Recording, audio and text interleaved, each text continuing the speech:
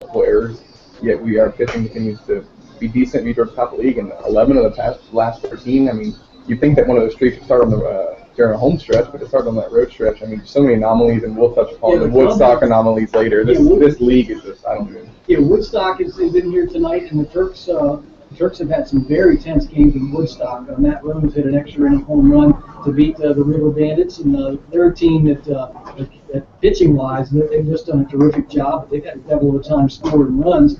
For the week, the Turks only 250 as a team for the week. The team ERA has been 2.2. So while they're having been gangbusters, as far as batting average, they have dropped 6 home runs on the opponents.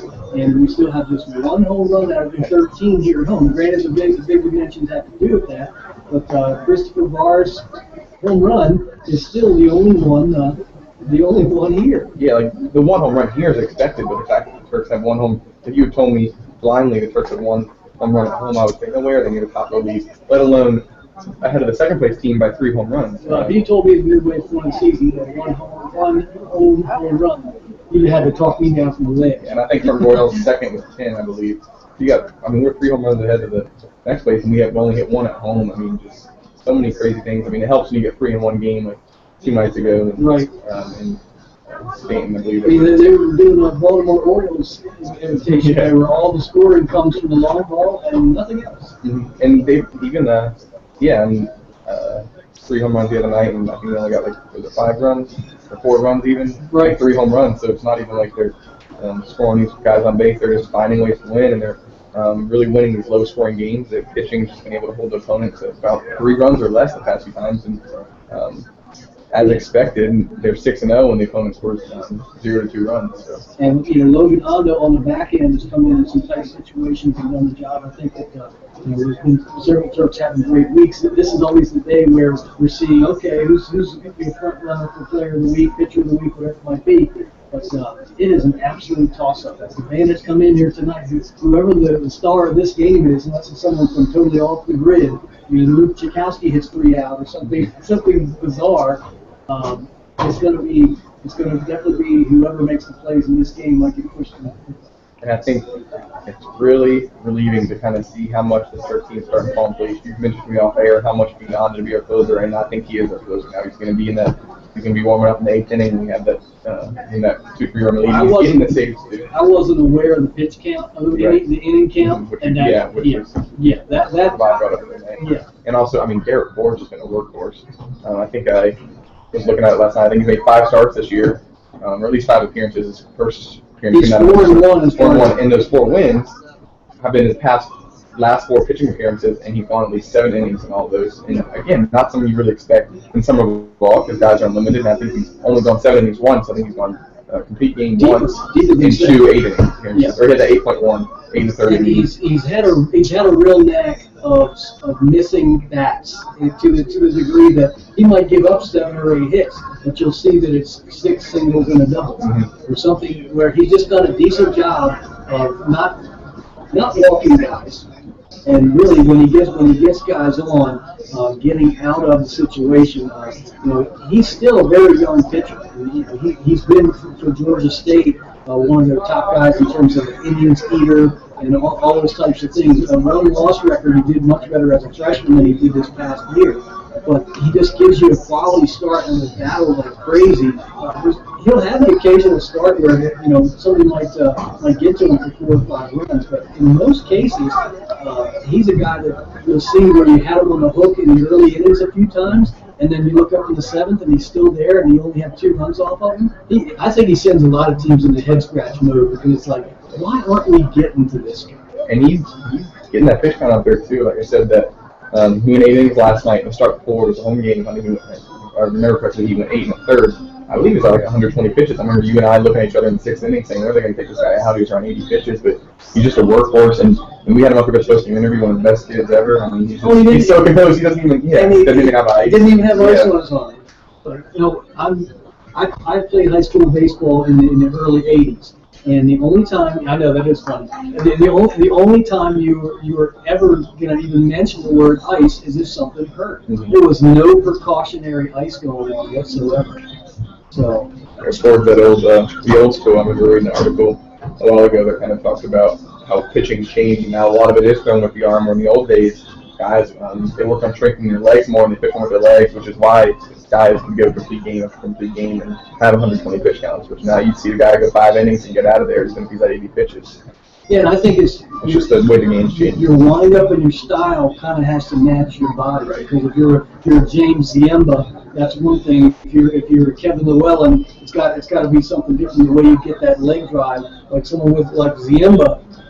I think that the challenge more than just him throwing strikes, and the challenge for him is with a body like that. How can I stay consistent with my turn of my hips and landing in the right spot? There's a lot bigger room for error with a bigger guy. And I think that the smaller guys, they can stay low and compact, and there's they can be a little bit more flawed than the big pitchers. And that's when you get into the science of why baseball pitchers have strain on their arms and softball pitchers don't. It's like you said, it's just learning how to pivot your body. And if you're not throwing, if you're throwing your motion with a natural windup, then you're going to put more strain on your arm, and that's just the body slowing motion. The science of the body having to slow down the arm, whereas in softball it slows down itself. Yeah, some guys have a very violent motion. And once it comes to mind. Yeah, they're doing well, but you see that their motion is just stressing their body like crazy. And some guys will say, well, that guy has an easy 90. Well, it just looks like he's playing catch. It means he's just on balance and all of that. And the sidearm guys, I don't get that. Just looks painful. I mean, Chad Bradford, there's one of your Orioles right there from Orioles. Yeah. Young Kings, one of the middle ones too. Yeah, and then back in the day, there's Kent Jacoby or Dan Quisenberry or those types of guys. But I think that the sidearmer is a gimmick thing. And in contrast to the other pitchers, there's always a place for it. You seldom see a team that's got 3 sidearmers in the net. It's usually just one guy. It's usually the lefties too, or that lefty specialist kind of. Yeah. I believe I can't remember the guy's name when we saw Strasburg play a few nights ago. Their starter that night, the lefty, he really came around lefty batters, kind of a tough angle for the lefty hitters because he really stretched that arm out, sidearm.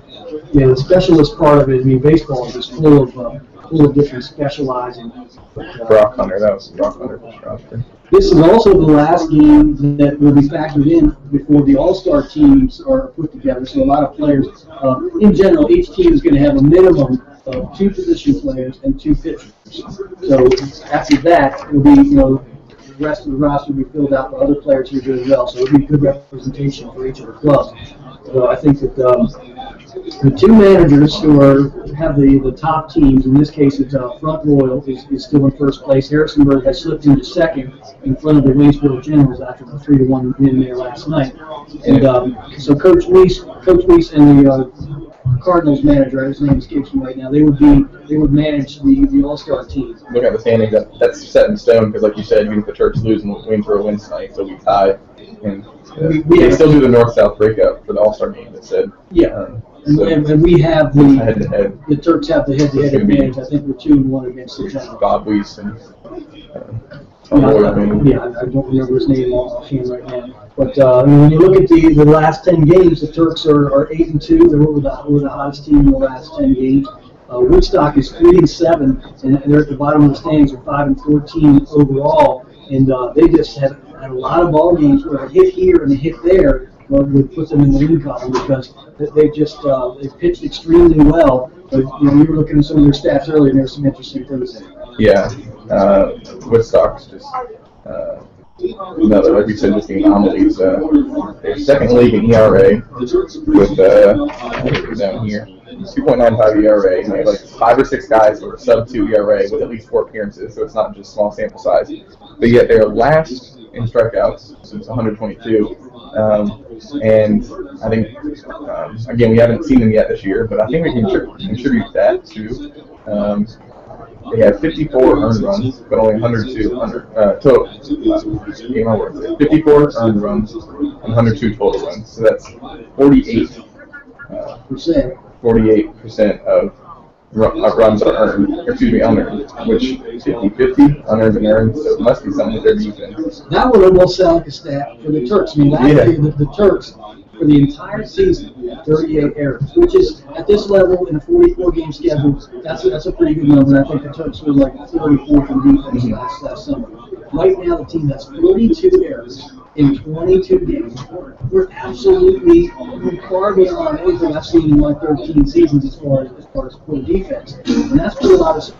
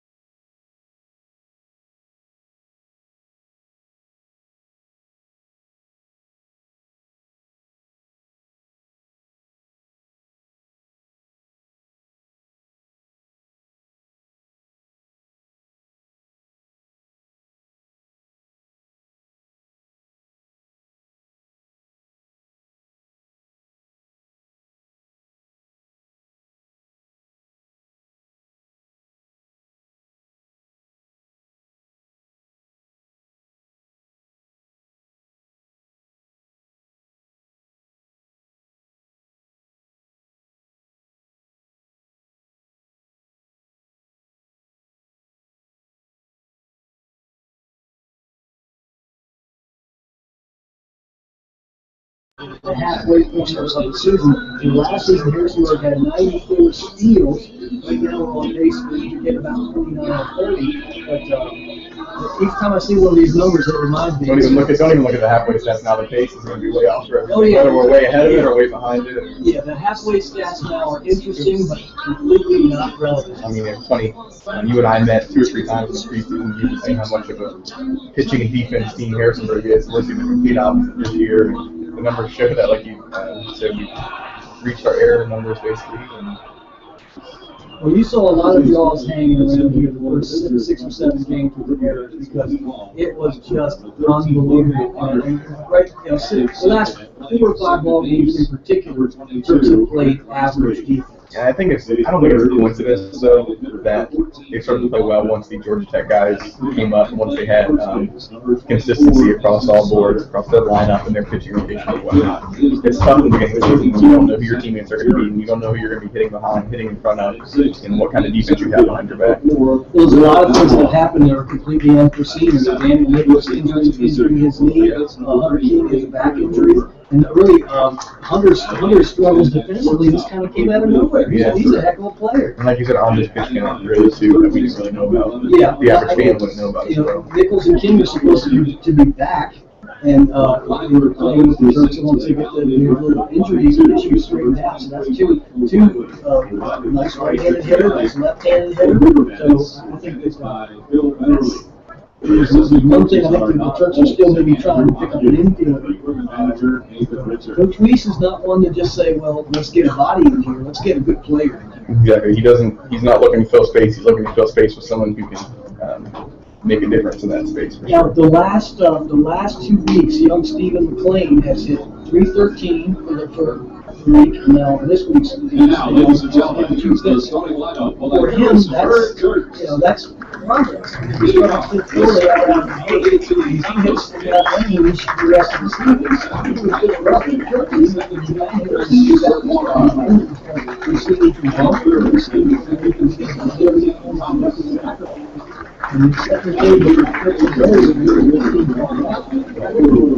We've not had any problems, even with the people we've not had any trouble getting production in our 1-4 hitter. Our flights not coming in, getting on base and running around the roads. I mean, those numbers speak for themselves. But if we can get, I think that's why we've done so well. You can keep the bottom of your lineup to produce, especially with the way the lineup goes over. I mean, that's why you see Tony LaRusso, have the pitcher hit 8, so you have the person 9 hole, 3 on base, 2. You got that, and you can still table the top of your order, which is red. If the bottom of your order can create one rally per game, You should expect the top of your order to be 1 or 2. Ladies and gentlemen, this time we ask you please rise and remove your caps as we do Honor America, as recent Harrisonburg High School graduate Jason Tran will sing tonight's national anthem. He'll be entering JMU this fall studying choral education. Oh, say can you see by the dawn's early light what so proudly we hailed at the twilight's last gleam, whose broad stripes and bright stars through the perilous fight, o'er the ramparts we watched, were so gallantly strewn, and the rocket's red glare, the bombs bursting in air, gave proof through the night that your flag was still there. Oh, say does that star-spangled banner yet wave for the land of the free and the home of the brave.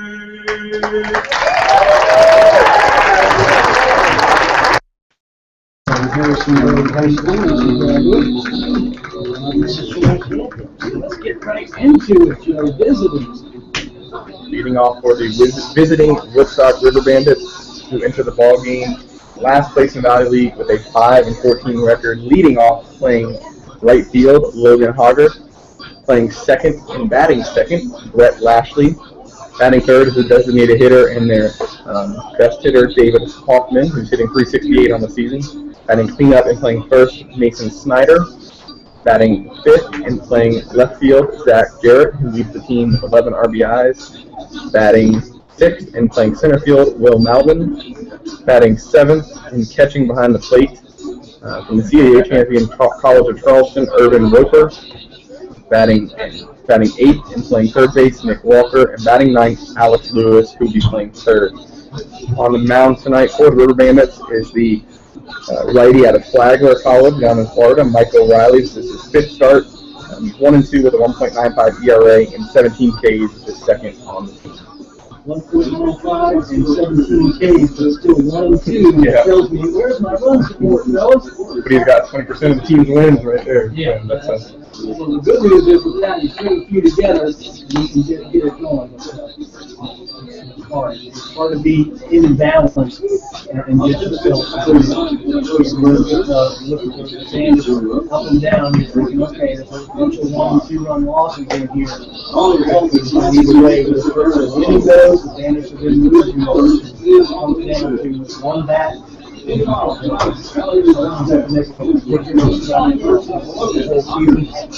Harrisonburg Turks, we get to go around as they head to the place tonight. And you listen here, definitely happy to join us here in the field if you're in the local area. It's a good investment. Some Turks baseball. Nice summer night. Ben Parr kicks and deals slow on Misty. Open up a little change up there. Got that. Pitching backwards to start things off. Beautiful. Who want to pitch to Hogarth? Hit hard and foul on the ground right off the facing of the River Bandits dugout on the first base side. Hogarth is somebody the Turks won't keep off base. He leads the team with 4 steals. Not a big number, but he is the team leader, so I'm sure if he does get on base, River Bandits will be looking to get him going, especially when run production is something they struggle with. 0-2 pitch at the plate, but low, breaking ball there. I love them pitchers miss like that, low over the plate. You might get a guy chasing out that, but it does make contact. He either swings over or he makes contact and grounds it out. Still hasn't been corrected. This is our first time seeing Paul on the left hand. 2-2 pitch, the base knockout toward left field. Good swing there by Logan Hobart, and he got bang single. He goes all thoughts of Clayton Kershaw for the game. That daggone guy was doing another shot. Did you see, it was in the Carolina League. I'm going to look this up, which team it was, but they shut out, as 2 team no-hitters 2 games in a row against the same team. So geez, I'm tired of seeing that. That's for sure. Yeah. Brett Lashley is the hitter now, second baseman. Or misses a fastball. And ball and no strikes around the infield for the Turks. Brandon goes at third base. Stephen McLean's at shortstop. Thomas Smith's at second. Christopher Barr's at first. Joey Roach is Barr's battery mate. Misses down left, quickly on the first. In the outfield, Kill place on the left with Thomas Fitz in center field. The right field is Luke Chakowski. Chakowski hitting a very quiet 325 on the season. All singles, 13 singles. Pitch missed outside from Paul. The previous pitch, Lashley squared around the bunt. Like you said, both teams are going to play small ball. Seems like the Turks have played a lot of small ball this year, 22 sacrifice bunts. Well, Woodstock has 20 for themselves. It was Lynchburg Hillcats, no hits there. Wilmington Blue Rocks 2 days in a row. 4-pitch walk. Lashley walked 90 feet down the first, and Parr is off to a low par start. Once again, if you own the farm, bet it on a bunt right here.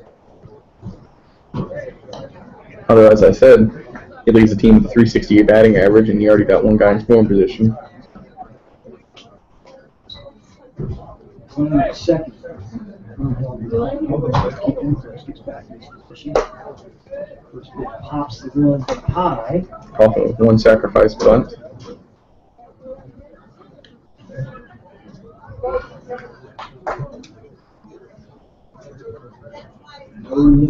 No look at a bunt there on the first pitch. He struck 1 pitch is only a 4th strike on the inside corner. Hoffman didn't like the call. I think the release point from a lefty sweeping across kind of a 45-degree angle can catch that front corner and still appear to be inside. 1-1 pitch, pop foul right side, play over into the center. Foul balls to the concession stand for a breezy pop. 1 ball and 2 strikes. Top of the first inning. River Bandits headed down Woodstock, exit 283. There's keeping score. And here's some room at exit 245. Slider missed inside. 2 balls and 2 strikes. Ben Carter would like to create a little ground ball, maybe a pop-up here. Got to keep throwing strikes there. 2-2 pitch to Hoffman. Grounded right back up the middle. McLean does not have it. By McLean in the center field. Spitzfield is going to the plate. And in time, Roach blocked the plate up and out on the front edge of the right-hand batter's box. I'm not sure that you can block it that far out there. It's a heck of a throw by Spitz as they cut him down at the plate. Hogarth is thrown out at the plate. Scored an error on McLean. That's the right call. I think McLean just tried to, it was a weird motion. I think he was trying to rush, get it in the air, and kind of step on the base at the same time, so it's right over base and get the double play. Exactly. I'm surprised. Once I saw him get to center, I said for sure he's scoring on that. I'm surprised. I'm not sure if he held up a little bit around third. I was watching the ball, but yeah, I was watching Spitz as well. So Outman was unrecorded at the plate. First pitch is down and in to Mason Snyder. Really kind of the Olay stab attempt at the ball by McLean. I really didn't see it till it cleared the runner and him. A couple of bounces in the center. Popped out toward right field pretty deep. Chakowski is on the run. And this is going to be off the base of the wall. 1 run will score. Chakowski gets it in. One on the alarm board for the River Bandits, and boy, that out at the plate looms huge now. The Bandits have come in not looking like a team with offensive struggles, and Ben Parr, especially with the 4-pitch walk, has really sort of ignited the Bandits' offense for them. Batting fifth, number 32. And here's a quick visit to the mound. Jason Kuhn, Turk's pitching coach, will go out and get his young lefty back on point. One run in for the Bandits on 2 hits, and a Turk's error and a walk into that. Trouble. There's a second and third, and just one out at the top of the first. Of course, it's youth group night here at the ballpark. I see one down there, and I think I just saw a big group walk in. I told my church's youth pastor, but unfortunately the youth left for a mission trip tonight. He was hoping to get rained out, so they have to reschedule the youth night. But not a bad Sunday night crowd. We've seen worse. Yeah, and the weather's terrific. Right. A lot of times people will come in. There's a big group coming in, actually. Yeah, that's what I was talking about. Yeah, a big one. Long visit on the mound here. Home plate umpire says, all right, guys, we got places to go and hitters to see. Nothing like a youth group leader being able to have a social event without having to dip into the budget. Yeah, and hey, it's good entertainment. Like you said, a perfect night. This may be one of the best summer nights you can have for a baseball game here. Yeah, that's a group of about 20 or 25. Zach Jarrett is the hitter now. Parr deals. One hop the plate, blocked nicely by Roach. I didn't think so. Okay. Awesome. Now he's from Hickory, North Carolina. 16-15. 20 years old. Hop straight.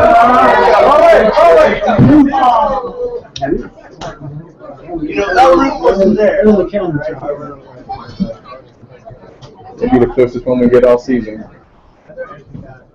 Jarrett on the year, 254, does have a little bit of fun. Triple and a home run without any RBIs. Pitch missed down and in. Roach is having his hands full already. I'm really shocked how far the home plate umpire allowed Roach to drop the plate. Yeah. That far up the line there. And I'm guessing if the block plate rule was set in Major League Baseball, or has it always been around in college? Is that? It's going back and forth, especially since you can't catch a ground ball up the middle. McLean has got it. Hook for the first. And the Bandits will trade an out for a run. A broken back ground ball to McLean. 2 runs on the board for Woodstock here in the top of the first. And 2 outs. Big RBI down there at third base. Turks are 4-4 this season. Their opponent scores first. They're hoping to make a comeback here and get north of the 500 line in that stat. There's Will Malba on them. One on the wrist, no balls and 1 strike. Plays for Virginia Military Institute, Lexington. 0-1 pitch, going outside. 1 ball, 1 strike.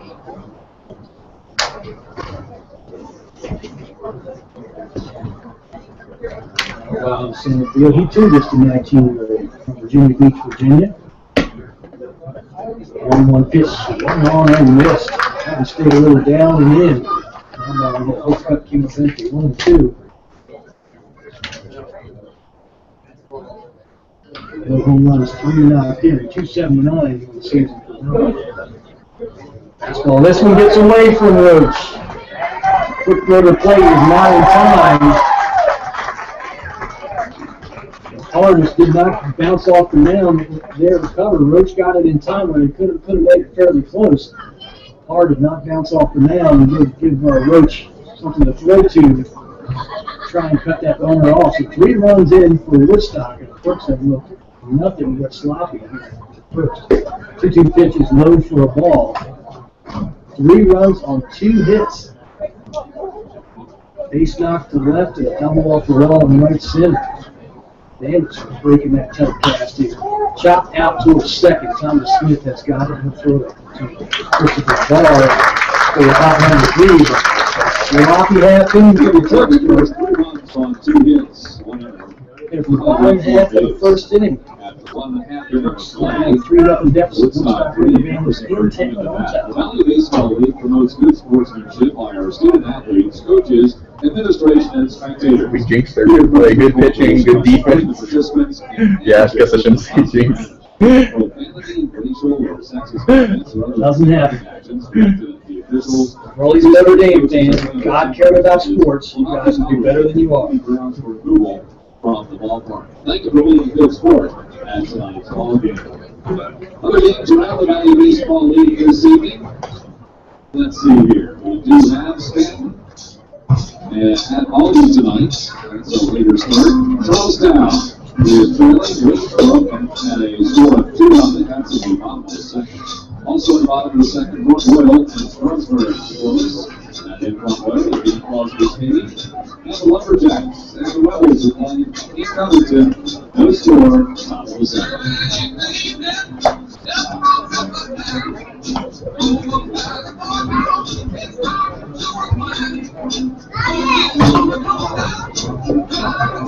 When we get back to the top half, I have stuff for Ben for Carr since we haven't seen him all year. Okay. Just personal stuff. Yeah, good. I'm going to come back a little early to do the new lineup for a minute.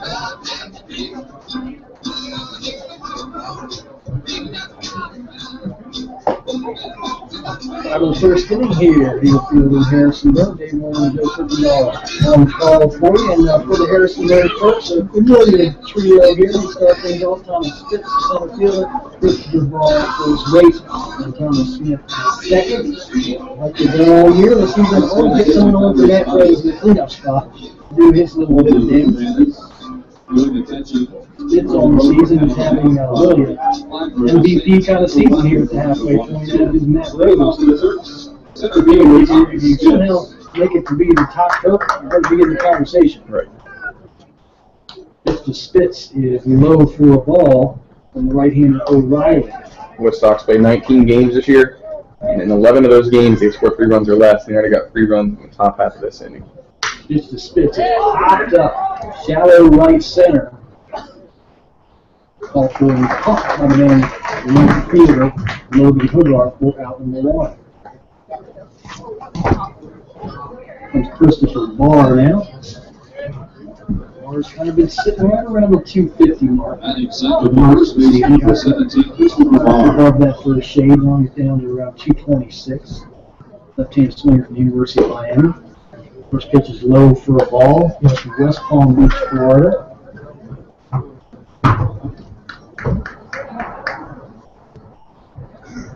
Long ground ball down toward first. Taking these around 2 hops to the bag by Mason Snyder for out number 2.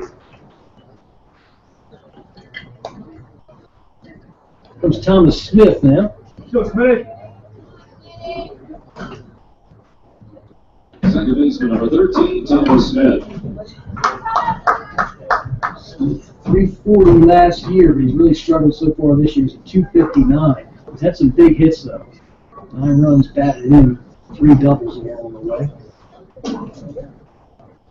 Breaking ball in there for a strike. Nice little snap off by O'Reilly. Smith makes a lot of contact. He struck out just 5 times in 58 at-bats.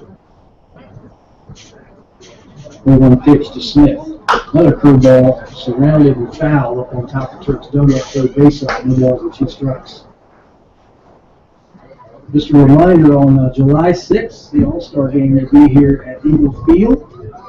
All-Star teams are going to be named middle or end of tomorrow.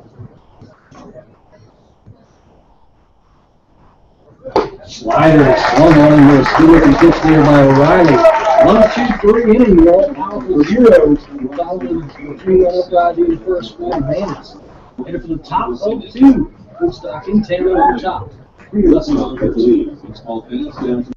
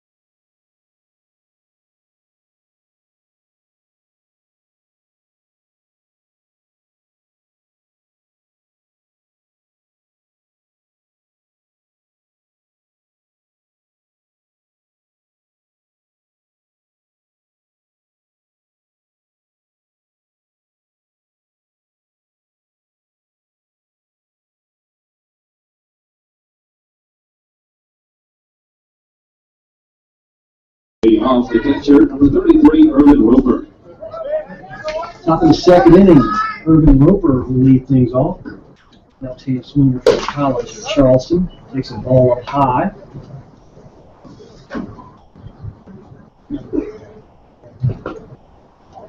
Still struggling to throw strikes here so far. One of the pitch hit hard down the right field line. That is going to get into the corner. Roper headed for a second, gets away from Tchaikovsky looking for 3 bases. And he's going to have 3 bases. And go for a strike there and knocking it. And now it's just right over the heart of the plate. It's right there in the field. You get behind and make everybody a better hitter. Good job by Roper. He wrote that one. Down into the right field corner. The shortstop, number 3. Hit number 3 for the Bandits. Now, Woodstock's field, because really the non-asymmetrical dimensions, you can get some crazy things there. But up the alleys here in the corners are triples territory. Here's a fastball, pops the glove to Nick Walker. Strike 1, no balls and 1 strike. Good chance to push that runner in from third. With nobody out here for the Woodstock top of the second. Popped up fast on the right side of the top of the American flag. First chance to see Ben Parr this year. Rising sophomore, Georgia Tech. A little partial to him. Got the same birthday as me. Just a little fun fact about that. And George Wall. The odds on that are right. 1 in 365? Yes. 366, I guess, right? Elite. 365 and a quarter. Next pitch is also fouled off to the right side. George Walton Academy is where he attended high school. Record holder for most strikeouts in a single season with 108, which is pretty good on the shortened high school season.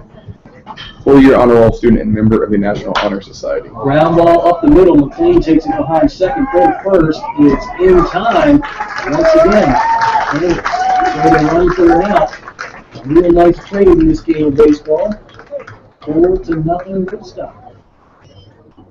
Still a simple rounder to McLean, but he still had to make a tough throw, and very good throw by McLean, very hard throw to get him in time. And as you mentioned, Parr's going to have a short hook, and we already got someone warming up in the bullpen. There's Alex Lewis now, man, at third base. On the outside corner. 2 balls and 1 strike. Triple and RBI ground out. And just keeps going. Slider missed down and in. And the Bandits keep scoring. That's a sentence that hadn't been put together all year, I think. I like to see when teams struggle with a certain aspect of their game and sort of find their traction late. 1-1 grounded and into left field for a base knock. So Lewis, the 9-hitter. I believe so, Swat. Returning to the top of the order from the Eagles of Boston College. And, as you said, Turks have gone on their own run, so it's not to say Woodstock can't go on a run too, and especially with the playoff format, all it takes is just get above that 8th man mark in the standings from your end, and then you can go on the run.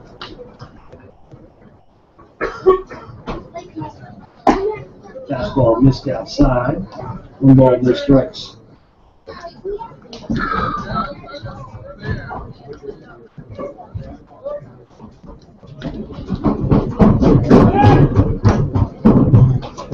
First, Lewis back. Had a 2.74 ERA and 17 appearances this year for the Ramblin' Wreck, who of course qualified for the NCAA tournament. Fastball missed outside. Lewis at first has 2 steals on the year. Never did up a triple all season, and you're already filling up tonight.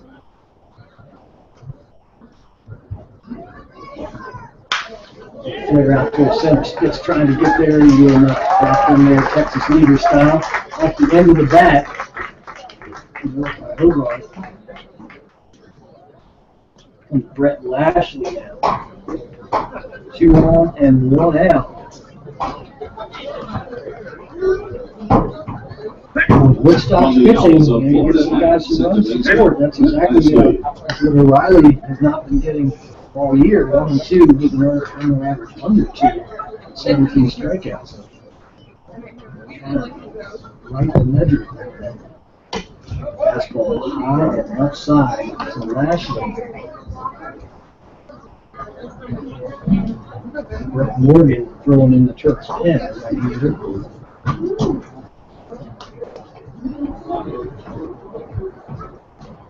Pitch popped up to the infield fly rule. First base side. Infield territory, pitch to the ball. Catch. Round 2.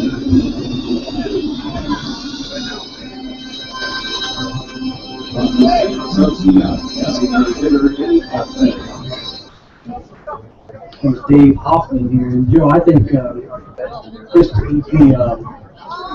Ben Hart needs to get an out right here because he may be facing his last hitter if he doesn't. He hasn't thrown enough strikes here so far. Pop foul right side on a good fastball there. Balls and 1 strike. Please return all foul balls to the Turks aren't as short on arms. Compliments A of lot City more Constellations.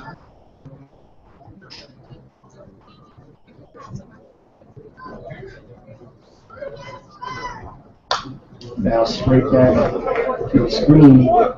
Good heater again. No balls and 2 strikes to Hoffman.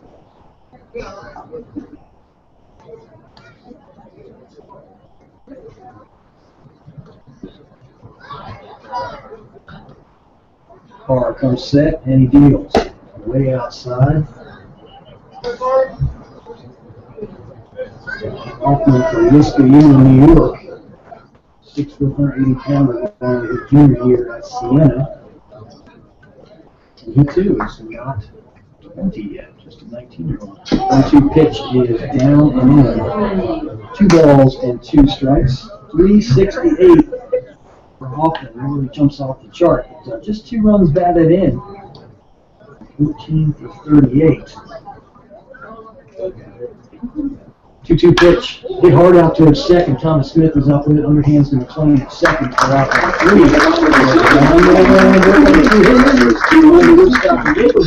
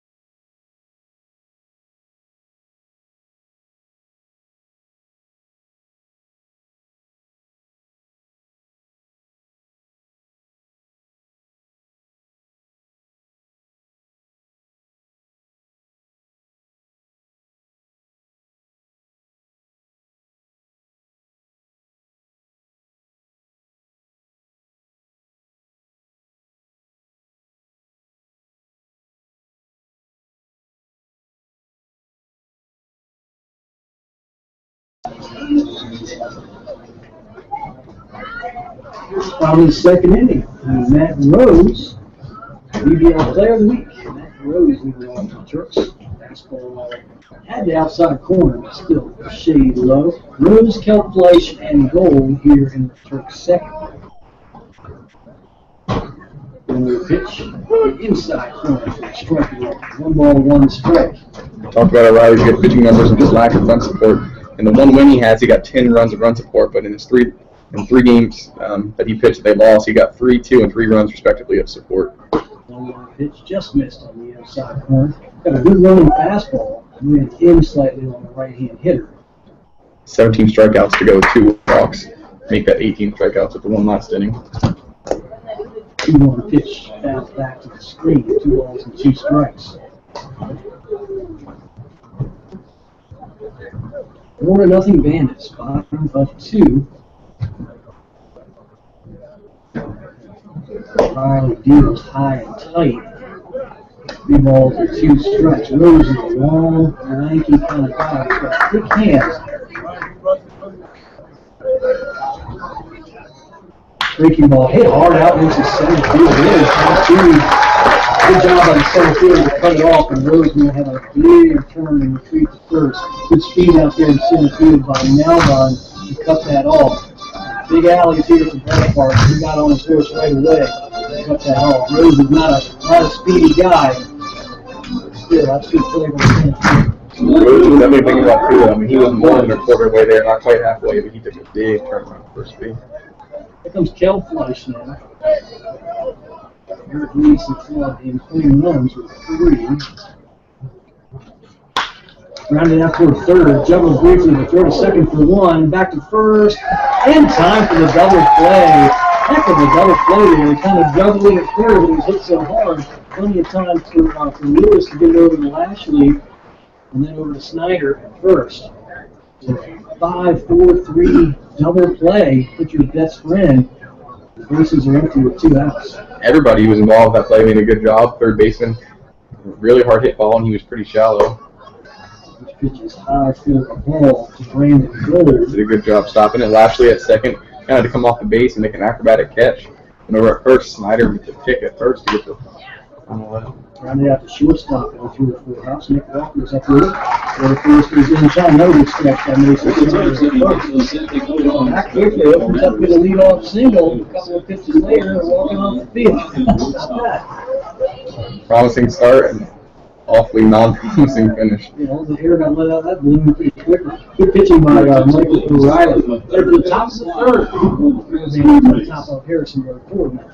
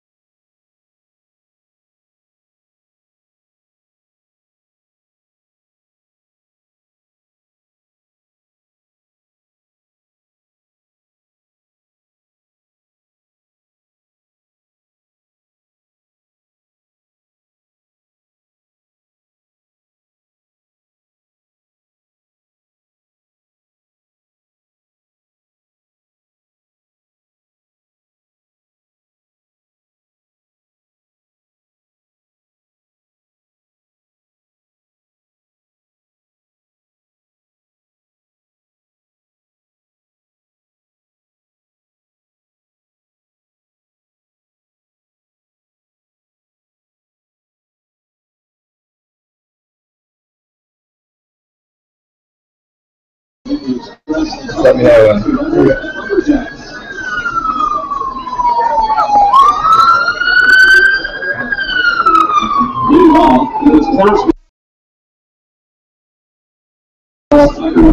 The Woodstock River Bandits. Brian Reese joins us, of course, the beat writer for the Turks and also the Woodstock River Bandits. And this pitch is in there for a strike to Snyder. But Brian, welcome back to Turks baseball.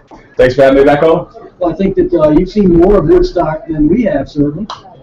Now straight back to the speed, 4 balls and 2 strikes. And this is a big inning for Ben Parr. He really needs to put a 0 on the board, not only for the Turks, but for himself. That's right. He's given up 2 extra base hits already to a team that's only had 18 coming into the game. 2 pitch, just missed on the inside corner. And you texted me earlier to come on and said, well, hey, that's a good idea. And I figured, well, we're going to talk about who Woodstock is. But they've come in here to find themselves in 2 innings, haven't they? Oh, yeah. It's been a season of extremes, really, for the Woodstock River Bandits. They've had great pitching so far, but little lackluster hitting. 2-2 pitch. Rounded foul, third base way. Oh, Parr misses the throwback from Roach. Almost hit him in the head. Not good. Roach got a new baseball from the umpire and thought Parr was paying attention. Snyder, Jarrett, and Malbon do here in the 3rd inning. 4-0 Bandits. 2-2 pitch. High and outside, 3 balls and 2 strikes. The Turks have got Brett Norton ready to go down there in the bullpen as Parr continues to struggle. Chop foul, third base side again.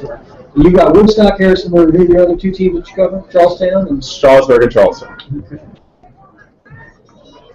And Woodstock's just been that team who's just been a little unlucky. There's a leadoff walk just inside.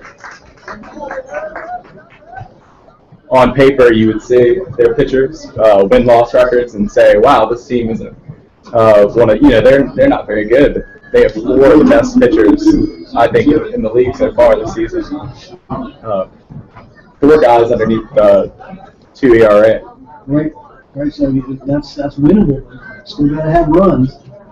That's ball low for a ball handled by Roach. Right there at the left field. Coming into Friday's game, Woodstock had scored 71 runs, which is second to last behind Winchester. Pitch foul off the end of that back to the screen. 1 ball and 1 strike. The Turks have had so many nail-biter games of late and really have played terrific baseball from the 7th inning on, whether it's a key hit or clutch pitching or both. But this is one of those games they're going to have to put a half dozen or more on, looks like, to win this one. Oh, yeah. 1-1 pitch is grounded foul. You can tell by some of these swings, Brian, that Pars is not fooling anybody when he is in the zone. No, and it's interesting to see Woodstock teeing off tonight. They don't have a lot of extra base hits this year, and they're 1-7 in 1-run games, so it's good for them to get out to this big start. Yeah, and the Turks have obviously a winning record with 1-run games. And sometimes that's about 1 hit here or one other pitcher, coming up late there. It's a fine line. Next pitch misses inside. Gentle breeze blowing out toward the left here, so if someone were getting one up in the air, probably has to carry it that way. 2 balls and 2 strikes. Or from setting deals. Hit hard and very foul, but certainly tattooed out there to left field.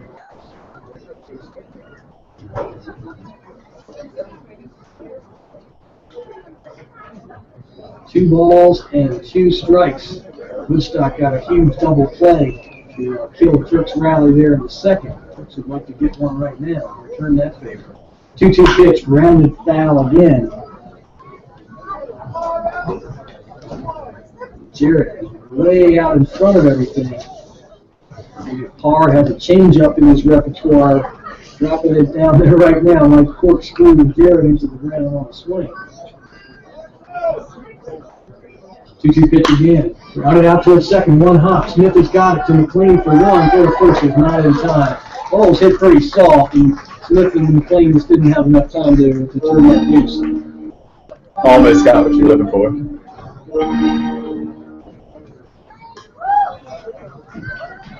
So 1 out, here comes Will Malbon. Now, we're at the halfway point of the season. I think that in terms of your observations on the league, what would have been your first look at the Valley League? What are your impressions? Well, Woodstock's a team that, on paper, like I said, doesn't stand out to you, but they could be completely opposite of where they are right now. Liner towards second, taking on 1 hop. Smith juggles it, throws to second, gets the middle runner. Kind of a weird little flare Smith couldn't come up and catch it shoe tops. Had to wait for it to bounce. He sort of bounced off his chest, recovered and shoveled to McLean at second to get the middle runner for out number 2. On the College of Charleston, the Cougars. Urban Roper, he's over triple Urban Roper into the right field corner his last time up. 4. And Roper's coming in, and he's only played 7 games so far for the River Bandits, but now 2 doubles and a triple. That'll make you some fast friends. First pitch missed outside. Here's the second offering. Down and in this time. Parr's kind of missing all over the place. I think when a guy is wild, sometimes he might be wild in a pattern. He's been down and in, up and out. He's been all over. Including the wild pitch earlier. Low for a ball. 3 balls and no strikes. Now, he pitched really down the stretch for Georgia Tech at some big ball games in the ACC tournament. They had some big innings thrown by Parr, so he's just living off his game. There's a strike in there. 3 balls and 1 strike. When you know a guy has got it in him, that's the good news. He's done it before. Parr's got definitely some skill. Oh! Got him on the shin, the front shin, so hit by pitch. And maybe right knee, which is the front knee for Evan Roper. Roper hit by pitch with him down first. That one was solid. When the ball clumps you and sort of doesn't deflect left or right, just it comes straight back out. He got hit very solid. That had a bad noise coming off. Yes, it did. He's down there. And you got all three coaches around you. He's bent over at the waist, just kind of hobbling around. Now, like I said, he's only been in 7 games for the River Bandits at catcher, and they've got another guy, Tyler Warrington from Delaware. Folks are going to make a pitching change. The car is going to step on out.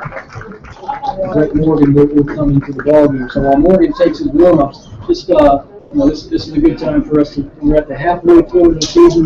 We're really going to have this first half of the season. The all-star players we've chosen from this. So for the Woodstock River Bandits, if you look at them, who would be their players? I think for the Turks, it's fairly obvious for the Turks with our 4 would be. Oh yeah, and you look at Woodstock's pitching staff, and they could have 8 guys be selected as all-stars. Their win-and-loss record wouldn't show it, but they've got 4 starters with an ERA under 2, and they've got some really quality starts. O'Reilly has 18 strikeouts and only 2 walks. That's right. And it's funny, we saw Parr just hit Roper. O'Reilly actually has 5 hit batters on the season, so that's a fun fact. But he's pitched really well. 2 quality starts in the last 3 games, allowing just 2 runs in 18 innings so far. So he's been upping his innings recently. And Woodstock's head coach, he said he really, really liked him, Philip Betterly. He's praised this entire pitching staff. Coach Betterly was the Valley League manager of the year last year. The Bandits had a very good start last year. I think they started out 18-7, if I'm not mistaken. They had a very strong start. They played 500 the rest of the way. They get to the second round and they had a rough season last year. I think that we're a team that they kind of mostly below 500. They haven't had a team that has had this much pitching, and it's normally been where they. This is a team that, despite the record, has got pieces. If they would get a couple more runs, you could see where 5 or 6 of their games could have gone the other way. Oh yeah, and through Friday, they were 1-7 in 1-run games, scored the second fewest in the league. But in their last 6 games, they've really turned it on. Morgan deals strike on the outside corner to Nick Walker. Runners at first and second, 2 outs. Already 4-0 Bandits, so the Turks into the bullpen. Steps off. Morgan is a second-year Turk. Slider, 1 hops to plate. Roach comes up with it. Third is by the third baseman Gold.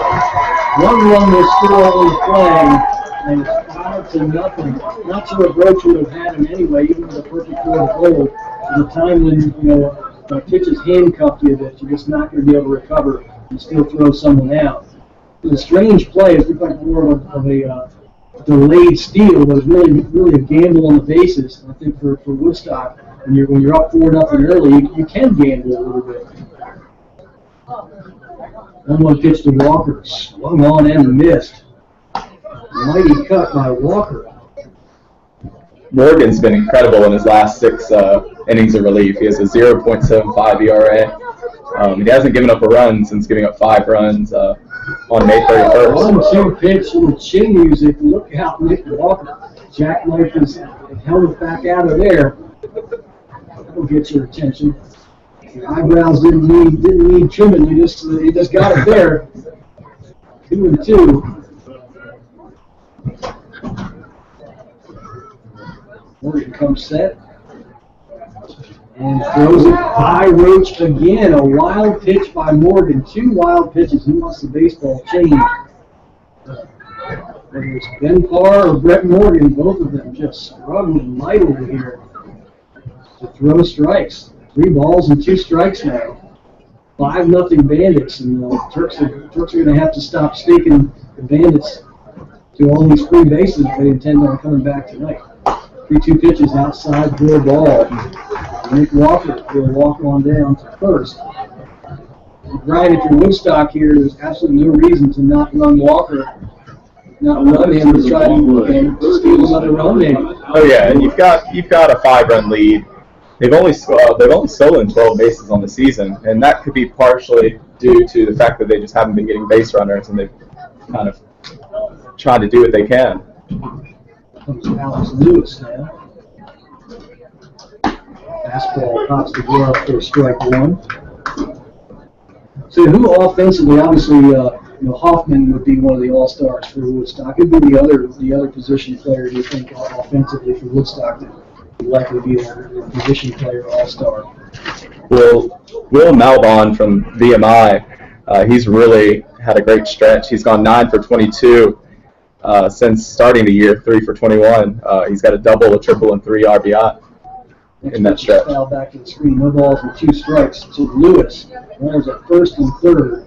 Walking the runner at first. There he goes. Popped out toward right field. Chakowski has a play on this, and he makes the catch for out number 3. But one more run in for Woodstock. So the little hard decision is going to kind of be who on the Bandits, the 2 pitchers who like to be the representatives for the All-Star game. Well, I think Austin Munn was a big selection by Coach Beverly. He got roughed up a little bit last night. I know that he only lasted an inning and a half. And I think in the game they gave up 8 runs in the second inning. The only run was earned. So it was really interesting to see that. But Riley has a big start here tonight, and maybe he get the nod as one of the 2 players. We'll step out for a quick break and Jefferson headed to the back rack here. Bottom of the 3rd coming at you. 5-0 Woodstock. Let's see if we make a couple of baseball fans happy by maybe delay. Yeah. I have a lot of stuff tonight, so I'm like trying to figure out where my thing was before I had to say it. But I know what I'm doing. I have a lot of notes, so that's kind of why. Don't overload yourself. Yeah. I've done that before. Where let's just let's stick around for the stay through the Turks half inning here. Yep, I've got a lot of stuff to say, but I'm just like, I got to figure out what I want to say.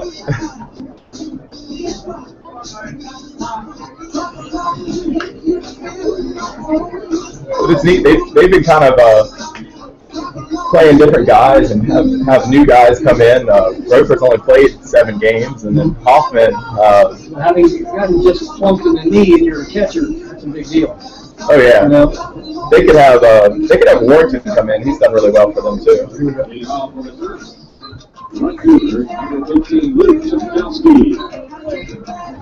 Bottom of the 3rd inning. Bottom of the order for the Turks. Going to be Chakowski, Roach, and McLean, 7-8-9. 5-0 ball game. Turks have not had many games where they give up this many runs early. Just one I can think of. Fastball just missed on the inside for Riley. He can just lean back, be easy, hit that glove. The defense do some work for him here. 1-0 pitch, foul, right side out, play one session. 1 ball and 1 strike. Courtesy of City Motors.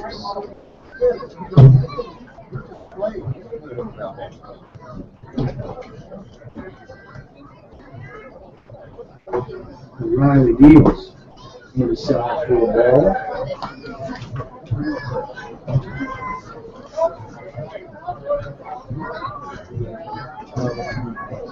2-1 pitch now to Chakowski. Swung on and missed. Good looking slider from O'Reilly. Nice sharp move. Getting to it there. Chakowski is from Fleming Island, Florida. 6'3", 210. He's going into his junior year as a Dean Deacon at Wake Forest. Top on the right field line. Could be trouble. Long run underneath and caught there. Nice range in right field. And Logan Hobart. He makes the squeeze for out number 1. Next to bat for the Turks, Joey Roach. Number 8, the pitcher Joey Roach. Roach hit his 2nd home run of the season at Stanton the other night. Good to see that. Big home run for Aldi. 9 runs, 9 hitters. He out toward left center, missed him back toward the left fielder and caught for out number 2. Zach Jarrett on the play in fairly deep left center. So a couple of big contact plays here for the Turks, but out in the one, out in the two. The shortstop, number 7, Stephen McLean. Stephen McLean now, right-handed swinger. And O'Reilly trying to run a zero on the ball. That's what you want to do when you come to this. Fastball is low for a ball. I think it's one of the interesting things of the season is that Stanton as a team is hitting .306, and they just got some guys tearing it up. I think Front Royal to me looks to be fastball foul back to the screen, 1-1 strike. Front Royal looks to be the most balanced team to me. Yep, they've got guys who can hit the ball pitch. They feel pretty well, and they're going to be the team that's going to continue to do well throughout the year. Yeah, the Turks have been trying to get balanced. Along the way, they've won some games.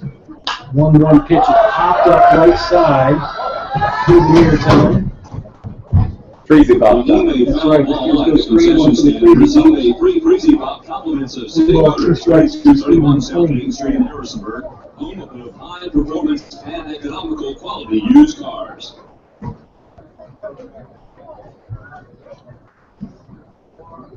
2 pitch first, glove outside. 2 balls and 2 strikes.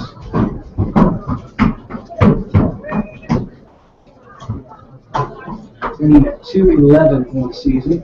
1 home run, 6 knocked in. Liner out towards center field and get down for the base hit. Clean with a 2-out single, and here comes Thomas Spitz. The Spitz and Rose have been huge for the Turks. I mean, not only with the overall numbers, but they've come up with some big hits in big spots. And the Bandits, of course, will remember Rose in an extra inning home run to steal a game up there. Spitz has just done it all for the Turks. In addition to throwing a lot of guys out on the bases. Slider swung on and missed by O'Reilly. And Rose has kind of cooled off in the past few games. He's gone 2 for 15, but Spitz has really picked up the slack. O'Reilly steals the 0-1, missed outside. 1 ball and 1 strike. And the Turks are a different team than the previous years. A little bit more power, less speed. Always the good runs on the board. 1-1 pitch, breaking ball way outside. 2 balls and 1 strike. Spitz has some speed on Wednesday night at Newmarket. He had a double and a triple. He's hitting .353 with 11 extra base hits. Yeah, he gets the ball in the gaps. He sees a danger for 3. 2-1 pitch, just missed on the inside corner. 3 balls and 1 strike. And for Spitz, having seen him a couple of seasons now, that's the part of his game that's gotten so much better. He lays off a lot of pitches that are more of a pitcher's pitch, where you're going to ground it out and pop it up. He's just gotten a lot better with his knowledge of his own. 3-1 pitch missed, a little bit inside. The Spitz is drawn, 2-out walk. Nice little chance for the Turks to cut into this 5-0 deficit as Christopher Barr digs in there now. Tight strike zone on that one. It was a little close. I think if the previous pitch was a ball, that was a ball too. We're not directly behind the back corner of the plate. It was angle to be able to second. There's a strike right in the middle. Riley nothing to do on that. 2 balls and 1 strike. Now Barr has the only Turks home run here at Eagle Field. I'm sure the Turks fans wouldn't mind if he had the only 2 home runs here at Eagle Field. That's right. His grandma, Annette Angeli, she's probably listening to the game right now, hoping for another one. Turks need a little fire. 1 pitch, just missed on the inside. 1 ball and 1 strike. Just 2 hits for Harrisonburg so far. Both of them singles. 1-1, high and outside, 2 balls and 1 strike. That blame Barr for being a little selective here. The guy in front of you walks. And, basically, it's a 5-pitch at bat. You want to see a strike, maybe even 2. 2-1 pitch, hit hard on the foul. Chris turned on that one. Yes, he did. Fencing that goes out at a 45-degree angle toward the 2 balls and 2 strikes.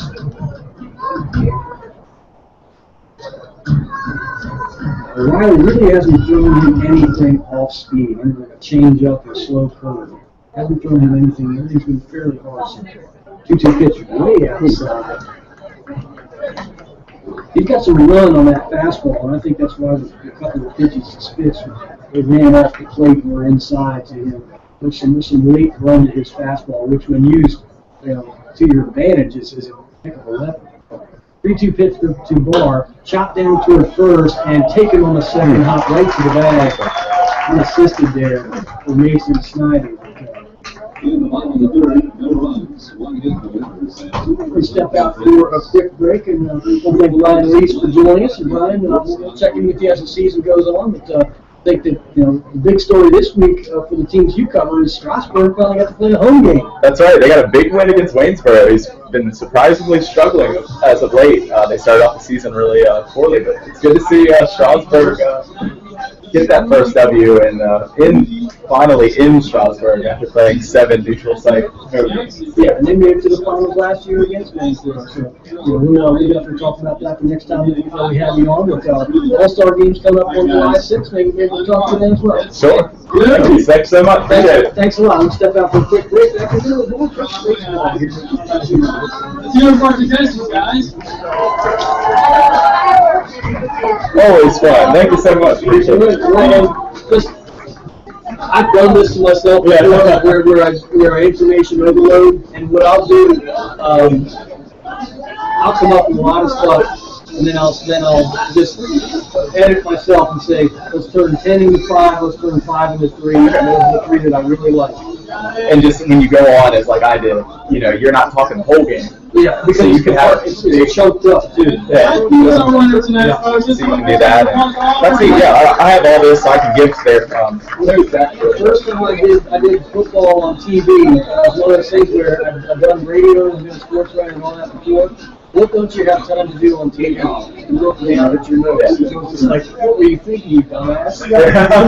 Hey, really appreciate that. All right, thanks. Let's catch up with you.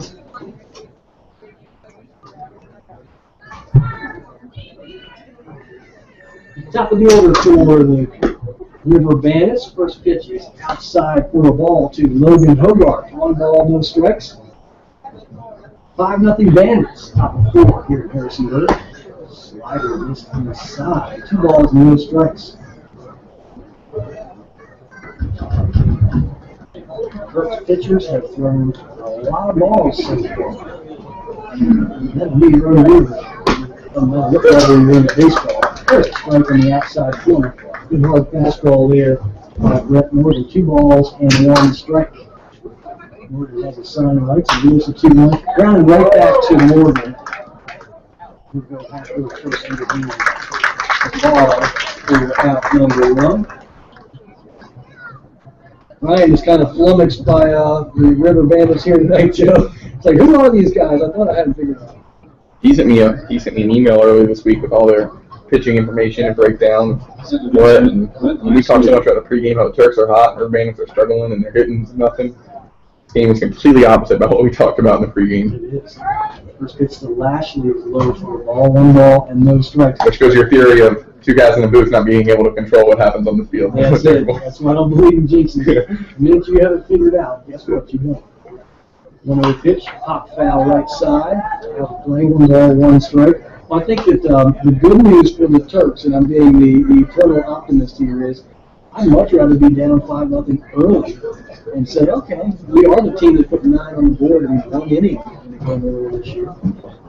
Fastball, 1 hops to plate, and balls 1 strike. I'm guessing you saw it too, but when I left the booth, it was at the end of the 2nd inning. Coach Weiss, it was after 1.5 innings, Coach Weiss called a team huddle in the dugout. He only does that when it calls for a situation that needs it. So he definitely kind of let them know, we need to pick this up, boys. All 3 low and outside, and he's definitely someone who will sense the tempo and the mood of the club. And, sometimes you see to raise people's heads back up and say, hey, we're not done here. Let's get moving. Next pitch is high for a ball. Turks pitching is going to be giving mood. Get behind the counter. You can get hurt. Here comes Hoffman now. And, Hoffman, you look at his numbers, he's a guy that he's going to get his hits. That's all there is to it. You're at 368. You'll get yours. First pitch misses outside. The zone has been a little tight, not unreasonable, but I have to say that with all the balls the Turks have thrown, I can't really think of one of them that they really haven't missed by quite a bit. Fastball, low for a ball, 2 balls and no strikes. Hoffman came in at 368, he is 0 for 2 so far. Getting your third at bat and fourth tells me you've done a few things. Hopped right side, play 2 balls, 2 strikes.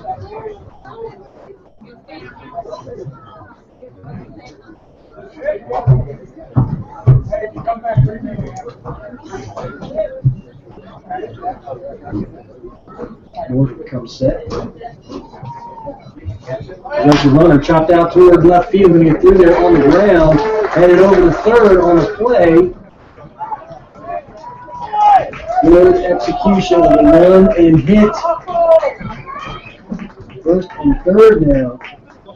Hoffman with a ground ball base hit to left field. That's Hogarth. Moving on the pitch. Good looking play. You can pull it off. First baseman, Mason Snyder. I'm sure Cal Fleisch and Gold didn't expect him to go from second to third on that. I think if he came up throwing, he may have had a closer play than they did, but it kind of... You've got to notice that he took off for one thing. Right.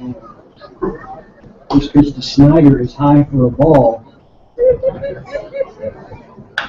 I never see a pitching coach say, boy, I sure am glad we got behind all those hitters. It's not exactly what he's trying to say. More action in the Turks bullpen down left field. Brett Morgan up and throwing. Please return all foul balls to the concession stand for a free Freezy Pop. Compliments of City Motors Company, South Main Street, Harrisonburg. Check with Carfax at City Motors on South Main Street in Harrisonburg. Yes, right on my phone. Hopped up right side again, 1 ball, 2 strikes. And Brett Morgan, really, he's a guy who can get some strikeouts from time to time, but he really doesn't turn in this pattern. He'll get ahead of the hitters. He'll throw that hard slider. Get guys over the top of him. Runners at first and third. Good lead for Hoffman over there at first. Does not go.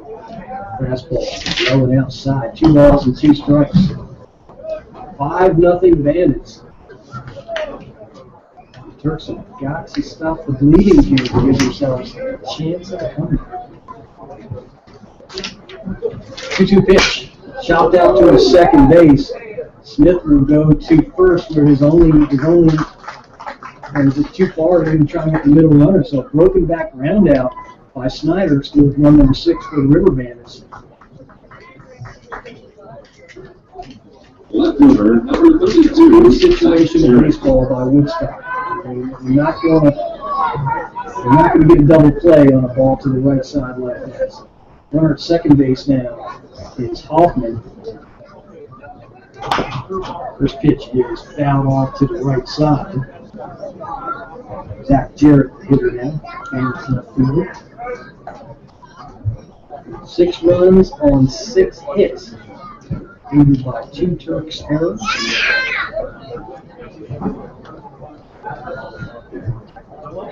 One pitch fouled off, right side. 0-2. Continuing my stat earlier, River Bandits have only 4 times we only scored 6 or more runs this year.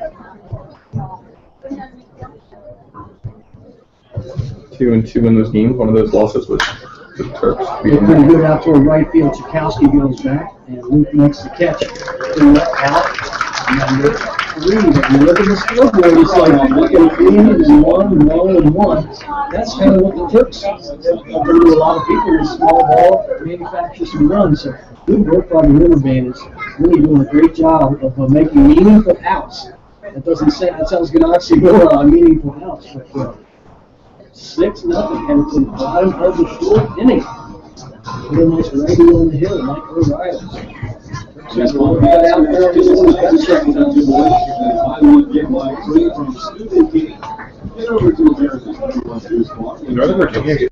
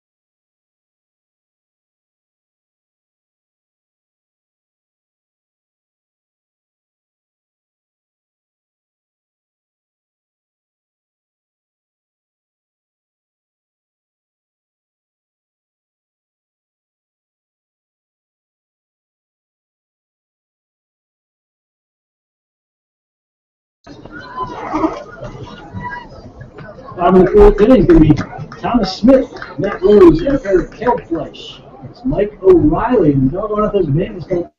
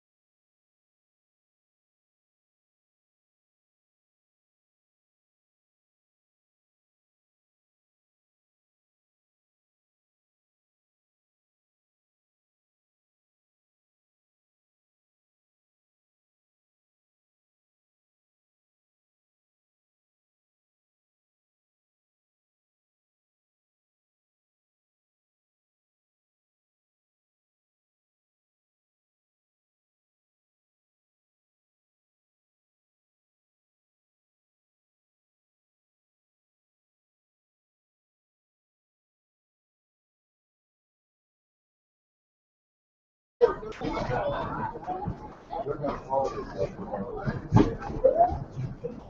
a free swinging night for Woodstock here.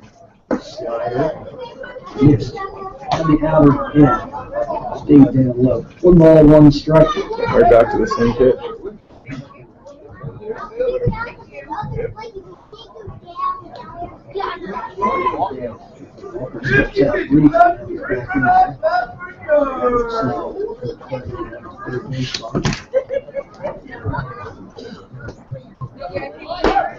Fastball popped on the outside, 2 balls and 1 strike. Top of the 5th inning, Woodstock has scored in every inning. They're going to have to do a little something to stop it from happening again. With 2 runners on, no one out here. Scherzer deals. Now he busts. I didn't say will be the first base. Scherzer goes over the bar. Except the sacrifice there by Walker. And second and third now for Alex Lewis. Lewis is 1-2. Alex Lewis.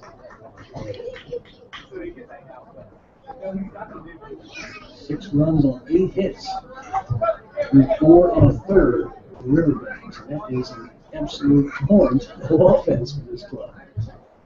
Slider hit out to the left field, pretty good. Calfresh is going to have a play.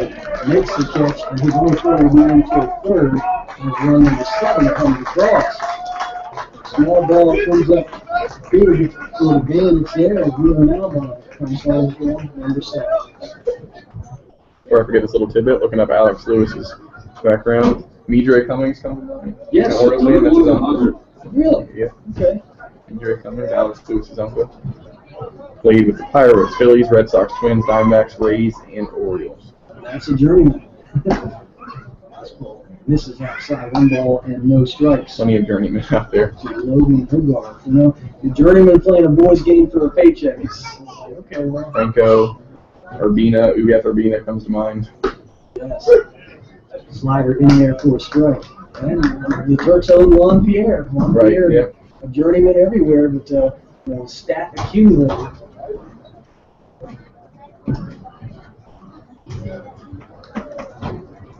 One pitch. Slider stayed outside. Good take by Logan Hogarth. Hogarth goes to school up in my neck of the woods, Boston College. Eagles. We have our BC Eagles down here. Yes, we do. Are they Same similar? color, Similar in every yeah. way. Chopped out towards second, backhanded Alex Smith in center field. He was not going to have a play either way. Run number 8 on the board and the RBI single. Might have done a hit there. That's like a late Early error. Smith got a piece of it. It went off the end of his glove. But my question is, if he got it, where was he going to have a play to get an out? Right. So that to me is what makes it a hit, whether he caught it or hit off the end of the glove. Slider, check swing, and he did go. Okay. Brett Lashley is the hit, and 2 balls and 1 strike to Lashley. 8-1 Bandits. This goes to show how many games the Turks have committed errors in. They're actually 10-6, and they've committed multiple errors this season. That's unbelievable. Yeah. Fastball is high for the ball. That shows you the difference because the higher you get in baseball, those errors are magnified so much. Slider in there for a strike. Because here the likelihood is there that you're going to have some return errors, some other errors made by the opponent that kind of balance themselves out. Major league level, not so much. 1-2 pitch, Slider missed outside, 2-2. My Orioles set a major league record for the fewest errors in 162 games last year. We had 54 or something. One of the Turks now 48 through 22 games. 42 through 22. That's why some of those guys play for a paycheck. Chopped foul, third base side, 2 balls, 2 strikes. I think they set a record too for was like the most number of errorless series too, or something like that. Yeah, they just say that to me. Did you think about that? What did you say the number was? 50? 54. Yeah, 162 games. That is unreal. Minuscule. I don't know. I want to know how many games they had multiple errors too. Can't be that many. 2-2 missed outside. It gets underneath the Roach's glove. Trotting on down to second base.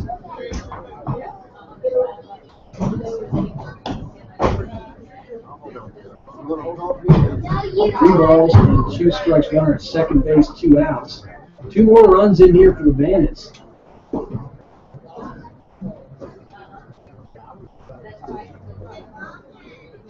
Slider, defensive swing, runs foul on the right side. Doesn't need to be pretty as long as you got some wood on it. Lashley is still standing up there. Flowers getting a little bit confused with all this orange and green around him. Yeah, they look like the U. Exactly. Definitely one of my favorite color combos. Just because it's unique. Well, you remember the Howard Johnson Hotel chain? Or was that Yeah, I do. Well, Yeah. They used to be Actually, the sketchiest hotel I've ever stayed in was the Howard Johnson in Richmond 3 years ago. Hojo colors. Fastballs, 1-1 in this. And Kirk's at the strikeout to get off the field. 2 more runs on the board in Woodstock. I'm not sure what the 3-game deal was for the Bandits, but I'll bet you they eat the same other things tomorrow. Headed to the bottom of the 5th inning. Woodstock really rolling here on Harrisonville. 8-1.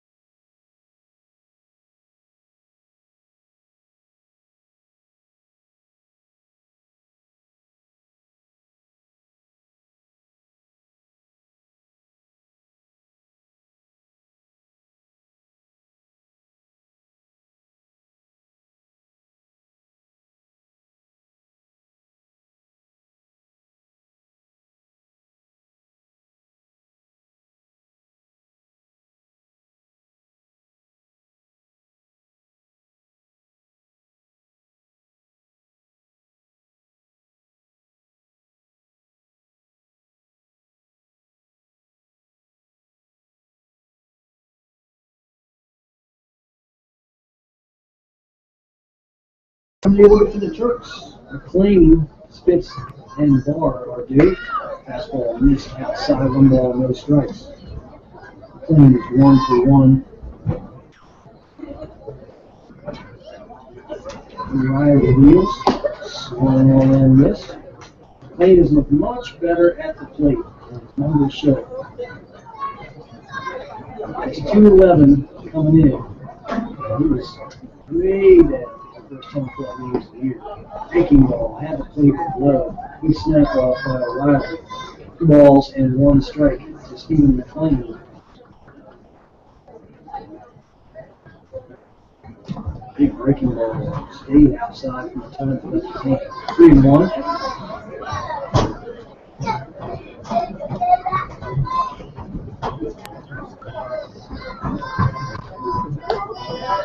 The ball 4 and McLean has the lead off walk.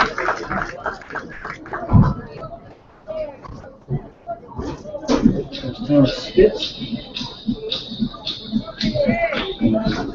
It's really been a team that has scored 1 here, 2 there. That's kind of the way the Turks have put runs on the board. And then the anomaly of the 9-run inning at Albany has not been the way this team really scores. Fastball in there for a strike to Reeves. 4 balls and 1 strike to Spitz.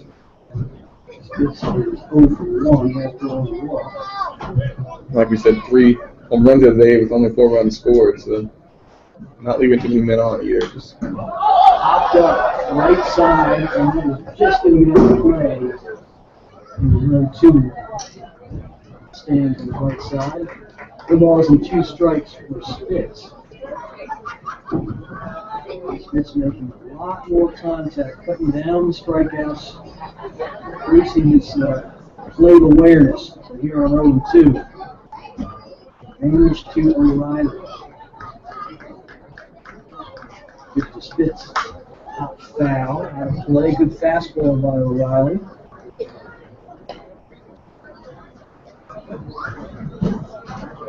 Stephen McLean at first. Nobody out, bottom of 5. Turks with just 3 hits in the ball game. 3 errors. Not what you want to see. 0-2 pitch again. Hit hard and just fouled in the bag at third.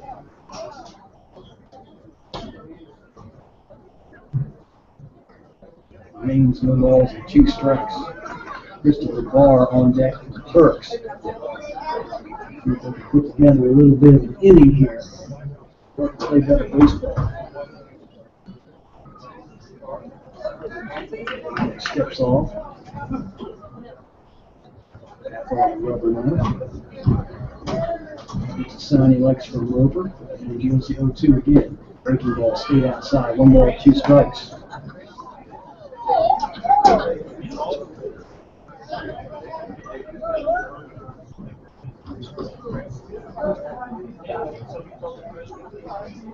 One-two pitch to Spitz. Big curve, swung on and missed. Good looking dip to that pitch. Spitz over the top of it. First baseman, Christopher Barr. Here comes Barr. 1 for 2 so far, Chris. Big hole on the right side. That hit through. Barr was able to pull one. Medium lead by McLean there. Pitch to Barr. Hit pretty good down the right field line. Long run. And into foul territory. Landed out there. Long run by the right fielder, Logan Hogarth. I think you had a little fence-ophobia down there, Joe. He was running full speed in that fence, and it dropped between the foul line and the fence. And maybe some lights in the eyes, but definitely fence too. He pulled up a little bit at the end, it was a shy. It wasn't like he made a pull out of temp and just flat out missed it. There was a little bit of hesitation in it. A long run just to get there. Yeah. 2 balls and 1 strike to Barr.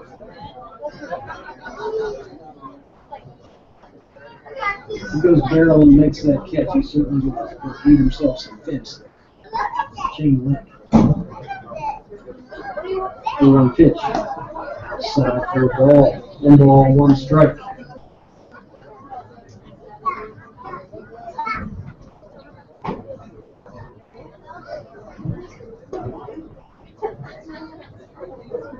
Riley comes set. 1-1 pitch. Strike on the outside corner. Good fastball. High, outside corner for strike 2.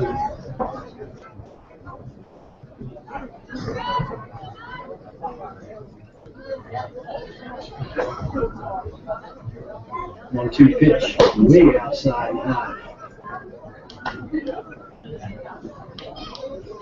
Thomas Smith on deck for the Turks.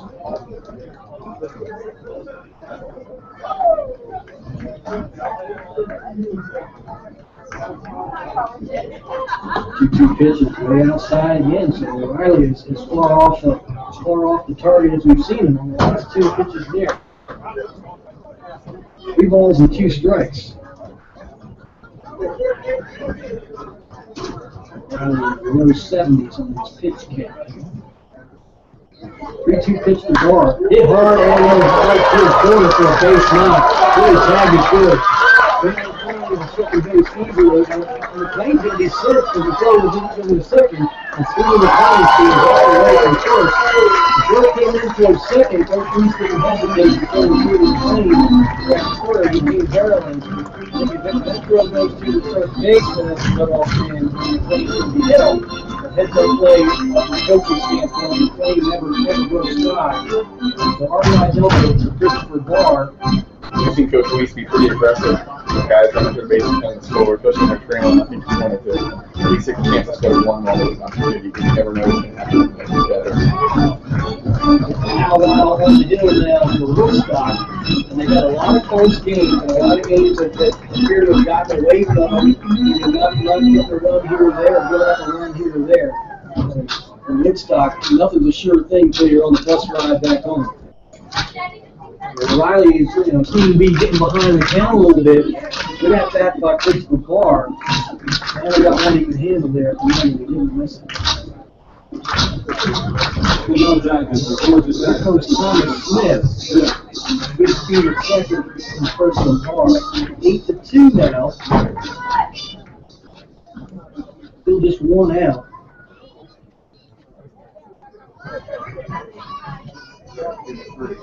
Anything that brings Smith, Rose, and Shellfish up with men on base. See man there coming. Fastball in there for a strike. 2 balls and 1 strike.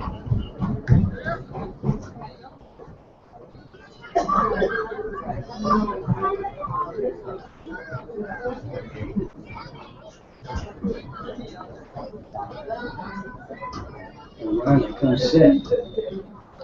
Little bluff play to get Barr to retreat to second. 2 balls and 1 strike.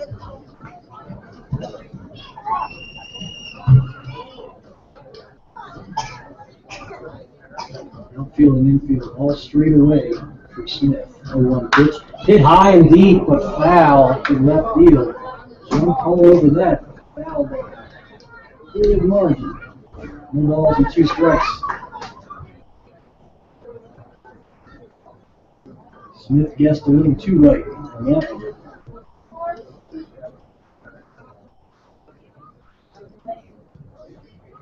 Riley comes set.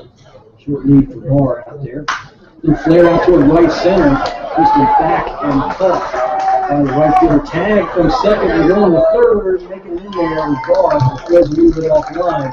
Kind of a risky play by Barr, but he did force him to make a perfect throw, which they were unable to do. Logan Hogarth on the catch in right center.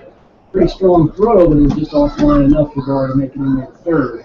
Risky attempt for sure. Like you said, a good throw, but it kind of got a little late start at the bag. Maybe a little bit of indecisiveness too, but somebody was a little bit behind the bag and got in there. There's Matt Rose now. Fastball in there for a strike. Even right here in a 6-run game, Joe, I wouldn't be giving Rose anything that was too fat on plate. I just wouldn't do it. It's not worth it. Hit out to right field, fairly deep, replayable though, and Hogarth makes the catch on the warning track, just on the edge of the warning track. That's a good example of Rose didn't even have to get anywhere near all of it to drive it to the wall. Risky play. It comes up nice for the Riverbands, but he'd have been standing on first to me until the guys behind him start hitting it. Another idea to pay attention to. I'm not missing it. 1 run in for Harrisonburg. They've scored in back-to-back innings. When you look at the run score here, they've yet to keep the Woodstock Riverbands up. More perfect baseball.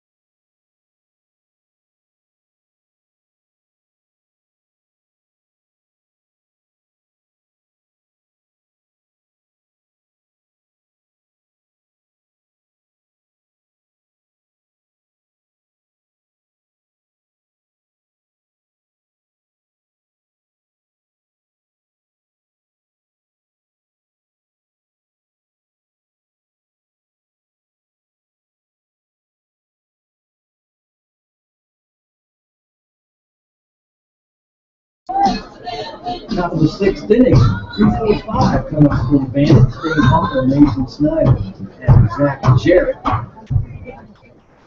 Right-hand offense, Luke Scherzer.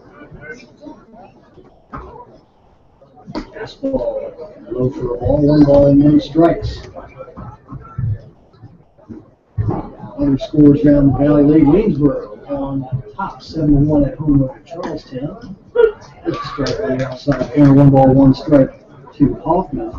At Casey Field in Covington, Lumberjacks top 6-0 over Newmarket Rebels. This pitch misses inside, 2 balls and 1 strike to Hoffman. In front, Royal, 1-1 ball game, top of 7 between the Strasburg Express and the homestand Royal Cardinals. 2-1 slider in there for a strike. 2-2 now. and ball game at Aldi, which is Northern Virginia, canceled. 2-2 pitch was fouled off right side. Must have had some localized storms head through there. About 2 hours, 2 hours even. Harrisonburg to Aldi, Virginia. I'm gonna check on that, see if they give a reason why. They have a 6 o'clock start. Some of their start their Sunday games at 6. It just says field conditions, due to field conditions. 2-2 pitch swung on and missed. Good slider by Scherzer. He strikes out Hoffman for out number 1. It really wasn't the kind of hot day that the storm materialized over top of him. So maybe it's something. Yeah, continuation from. Here comes Mason Snyder.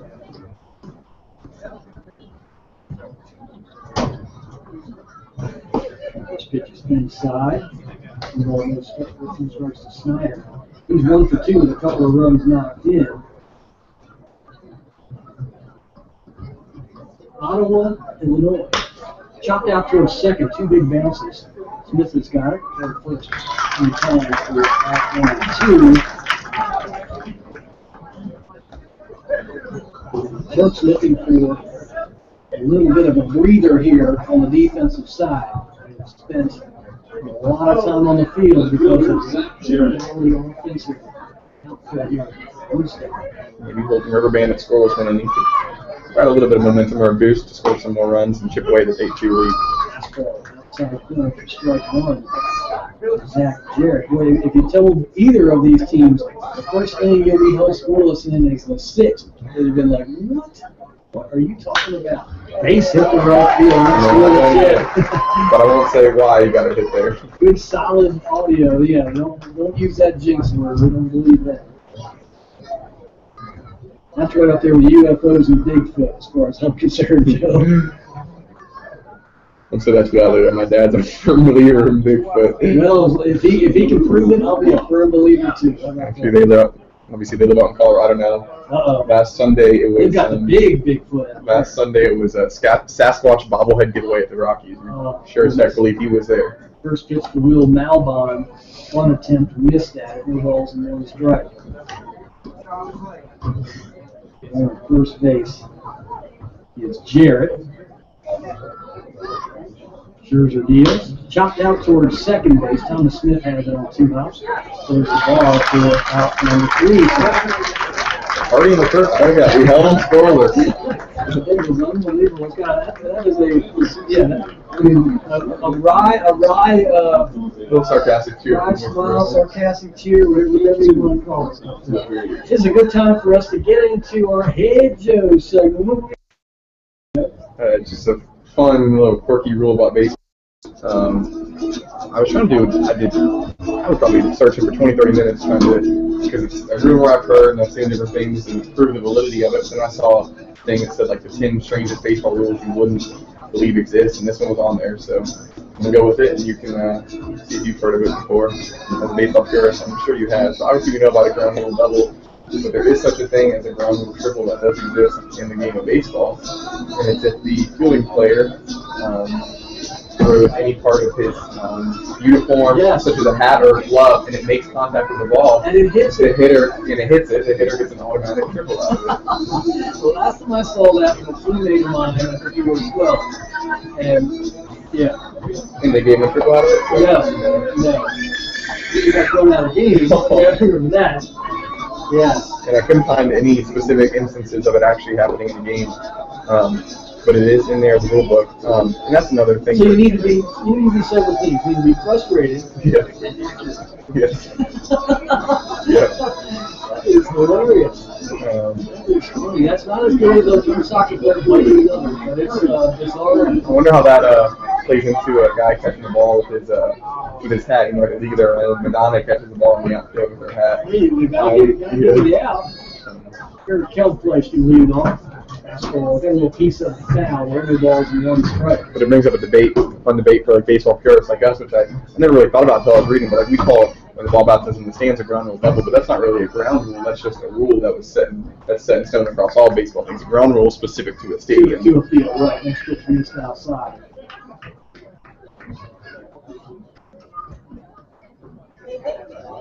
1 ball and 1 strike to Eric Kelly. So to go along with your run and hit to be exact, I guess we got to call it an automatic double or an automatic triple. Yeah, next pitch missed inside. 2 balls and 1 strike. And it's not it's not a ground rule specific to popped out toward left field. Between the two fielders did a good job of talking there. Called by Zach Jarrett. He makes the catch. Now a true ground rule double that does exist in Major League Baseball is the Green Monster at Fenway Park. There's still a ladder on it's left the ladder on the Green Monster when they used to come up there to get the balls before they put seats up there in the Green Monster. And that if the ball hits the ladder, which I've actually never seen, you think at least once every season or every 2 seasons the ball will hit the ladder. This ball in there for a strike. If the ball hits the ladder, it's a ground rule double. Randy the goal over here, no balls and 1 strike. Right back to the screen, the balls and 2 strikes. Dang screen, that was coming right for me. It was coming. Burn your hands up. I flinched a little bit, I'll admit it. No balls and 2 strikes. Yes. Gets your attention. Mike O'Reilly. Sign the left on the heels, way outside. Breaking way. Right-hander former down to 10 for Woodstock. O'Reilly up 80 pitches or so. Liner out toward the left center. This ball's really top 2. And going for 2 because the throw came in short. Good heads-up play by Gold. And he's out on the slide. Wow, I thought he got the left hand underneath there. I think if the score doesn't say 8-2, that one gets a firm argument. And he kind of hesitated, took a big turn at first, hesitated. The throw from the center fielder, Malbon, came in to the shortstop. Bigger story right there. Malbon getting to that ball. He did that earlier in this game, too. You mentioned these big alleys here. He did a great job cutting that ball off and not letting it get to the fence. Took a deep line to it. Got that fastball right into Tchaikovsky. That's the second hit batter of the game there by O'Reilly.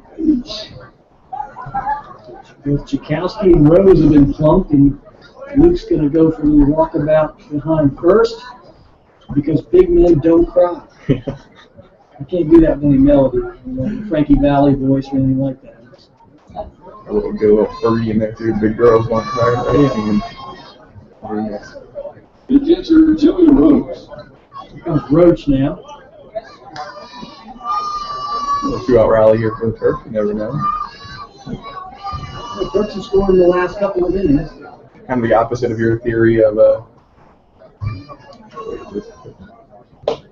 That's what missed down low. you always say after you score a run you need to put a 0 on the other side. And now they finally got a 0 before they come to bat, so let's put a run on after us. Yeah. Flip that around, especially with this situation where they've let up a run every inning except the last one. Yeah, comebacks are always about the zeros. Hit high up toward right center. This is really tagged up the alley, and it'll split the alley. Tchaikovsky is going to turn third. He will score a booming double by Roach. Takes 1-3 for Turks. That could be huge right there. That could be just 1 run. So maybe get 1 more out of here, single. But if anything, at least you got a run after holding the score. Now the Turks have scored at least 1 run in 3 straight innings. Any little single sticks there on the line score.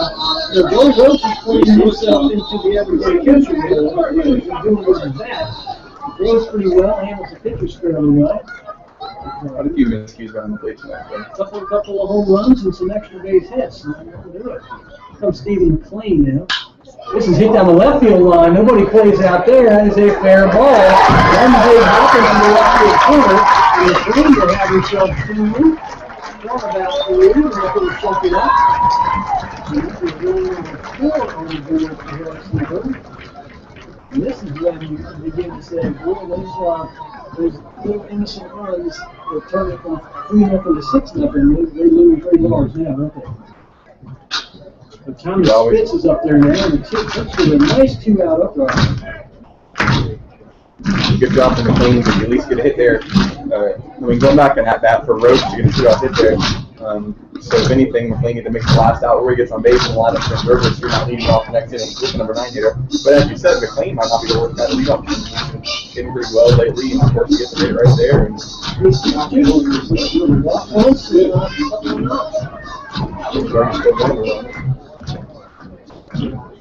the meeting of the minds there, back to action. Riley comes set. He deals to Spitz. Base hit center field. Running the tough third, and Will is coming to the plate. Slides in there. He's safe. The plate comes through, dive over the plate, and reach back and touch the plate. That plate umpire was in a perfect position to see that. Quality slide because the low throw from the center fielder Malbon is there in time. great slide, and no argument either from the catcher. It was a close play, but I think that I always try to look at the opposing player to see if there's an argument or some sort of. But he conceded the run again. Gave him, well, not conceded, but I'm saying he admitted he was in there safely. Incredible slide and throw, like you said, throw beater. Catcher didn't really do anything wrong there.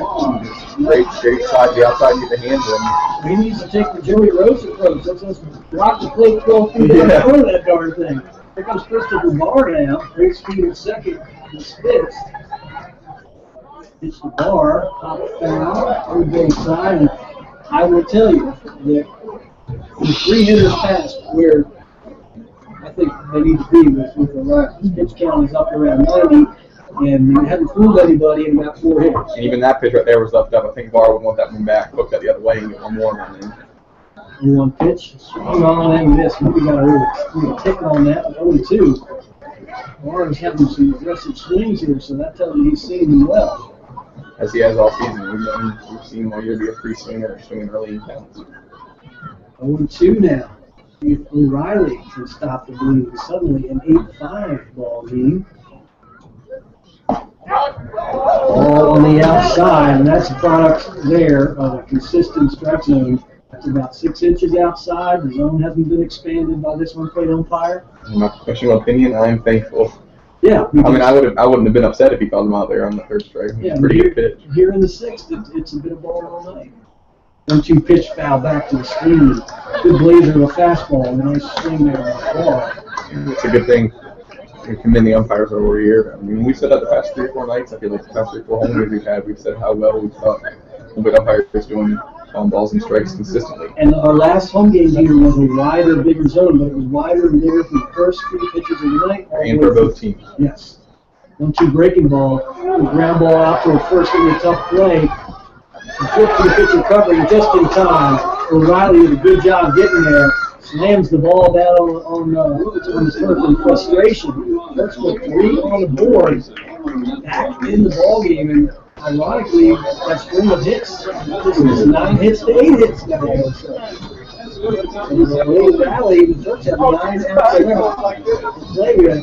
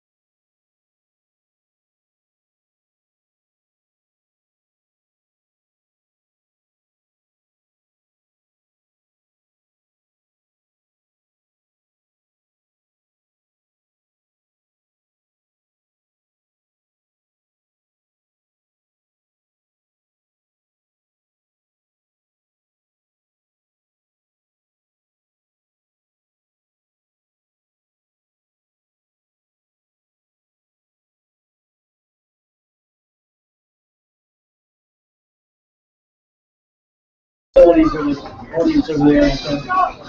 Never say never, though. Covington was a bigger outpost than that. Here we go. Out in the 7th inning. Irvin Roper leading things off. Just put Irvin there for a strike to Roper. Max Scherzer. Kicks in 0-1. Down in 1 ball, 1 strike. 8-5. Eagle Bandits. They need a string of outs on the Turks here. 0. Check this way and did go around there. Close. 1 ball, 2 strikes. Scherzer's got a good live fastball. Fastball slider and a more conventional curve. One little tidbit about Roper. He has a. Pitch down there 2-2. And this actually might explain right now what I'm looking at. It says he's a side hobby of making wooden bats, and he has the most unique bat on his team. He's got a green and orange bat. I wonder if he made that for himself. He's got to swing his own bat if he's making it. 2-2 pitch. Strike 3 called. He needed to get it off his shoulder there. That was a heck of a pitch. Nice pitch by Scherzer. Right at the belt buckle on the inside corner, probably 89, 90 miles an hour. And he really hadn't thrown him anything in that part of the strike zone yet. So here comes Nick Rockland. Fastball in there for a strike. My old broken record axiom: you only need to lead 1 time in a baseball game to win. And they come to the plate now, Jeff. And flare out to a right field, hold him up towards the outfield. He makes the catch. Number 2.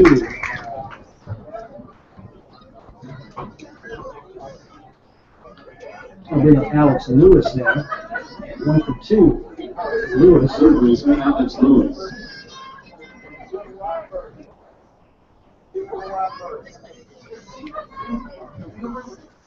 Slider.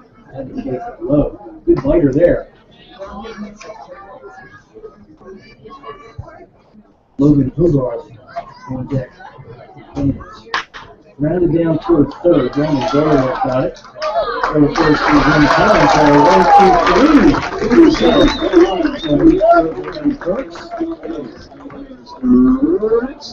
Field didn't know has changed dugouts here. What do you think? I think so too. I mean, it'd be really funny to see here.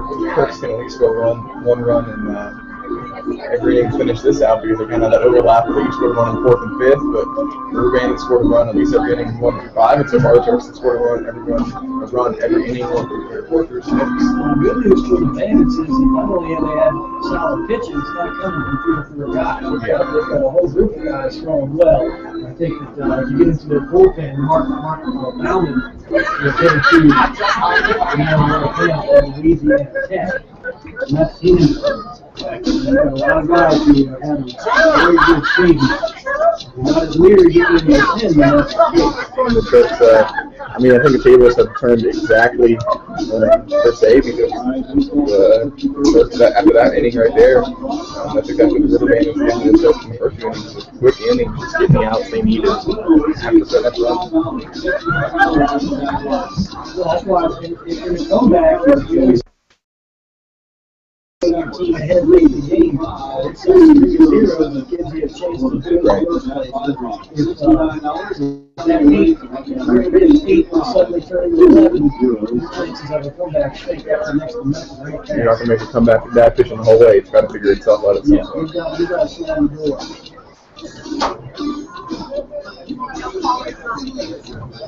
Woodstock has a good traveling crowd tonight. A lot of orange and green in this thing. So it's just a 30-40 minute ride when they're closer teams. Yeah, it's a nice night. I do wish if in my 6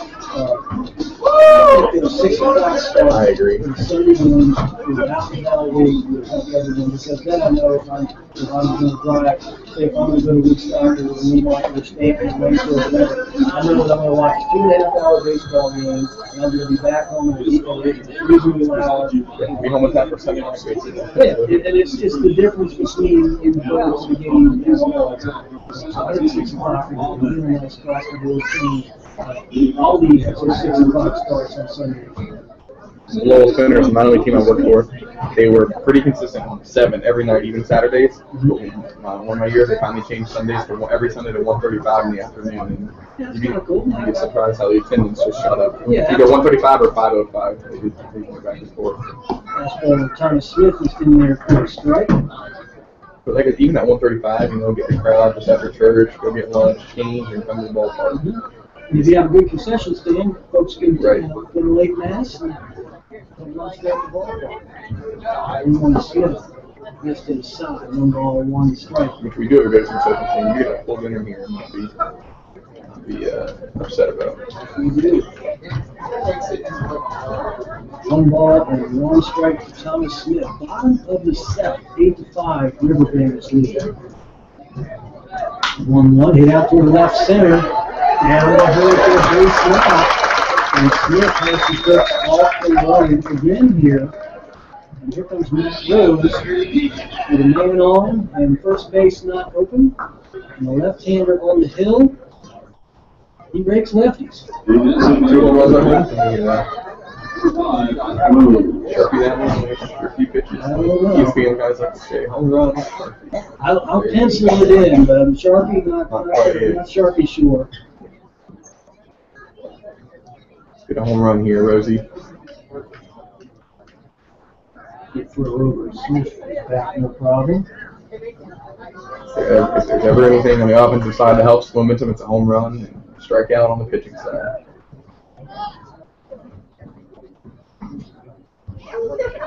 Mr. Rose is in there for a strike at the knees.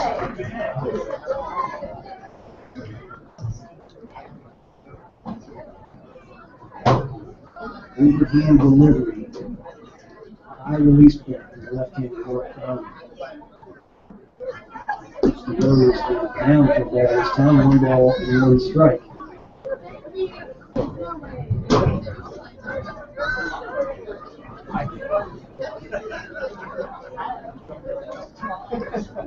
He comes set.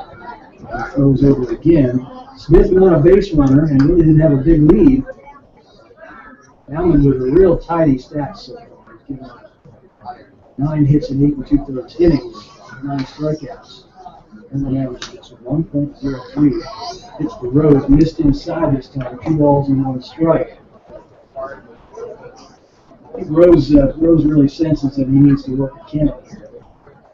I was about to say our UTSA guys would have played against Bauman, and I'm not sure to say, but I believe Louisiana Tech. Get out towards center field pretty deep. This ball really tagged. Smith is halfway and dropped up over the wall. Hit against the wall. Smith makes it third and goes to second. Just hit the wall away. Third ball about 390 up against the wall. A long run by the Bandit center fielder Malbon.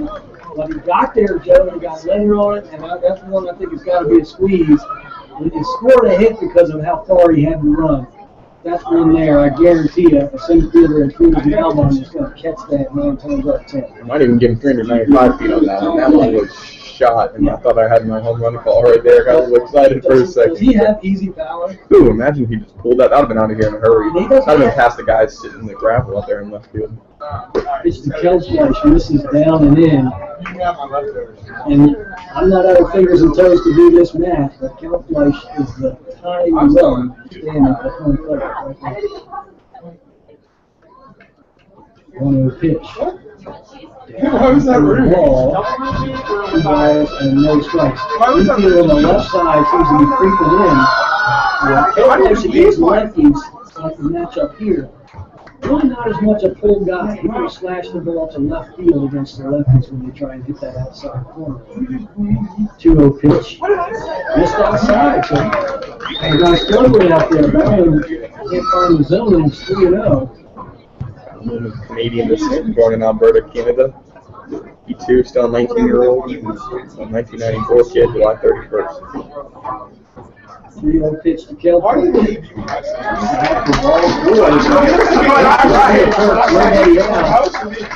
So the Bandits, they've got to be saying, they've got to be kidding me. This game has done a 180. All the momentum squarely in the Turks camp here. I know we haven't tied it up yet or gotten lead yet. I'm usually going to be optimistic, and I did not see this coming after we got down to 6-0 early. Well, when you don't get the guys out without scoring to the 6th inning, you can be buried. You can be down 10-11 to 1, you can be 1. This is going to be a pitching change. He's readily to the hill, immediately fronts to the pin. We'll bring in the right-hander. My situation to come in here. Go ahead, run at the plate, no outs, bases loaded. That'll be fun. You know, Brandon Gold is a turf hitter now, and Brandon's a guy who really has not found his swing per se yet, but you'll see him watching the cage a little bit and see him really kind of locked in. He's a guy who's got power as well. You haven't seen him hit the out of the building or anything like that yet, but he's got some kind of makeup and experience to do it. I think this is all about matchups, getting back onto the righty. The 4-pitch walker blows the bases with nobody out. That's a bucket of cold water moment right there. So, all right, we got to do something here. Right here out of the Woodstock pin, the 28 can Maxie. California and Pennsylvania. That is his Division II again. Righty. You got me a hot round? You're so great. You're my favorite sport. You're my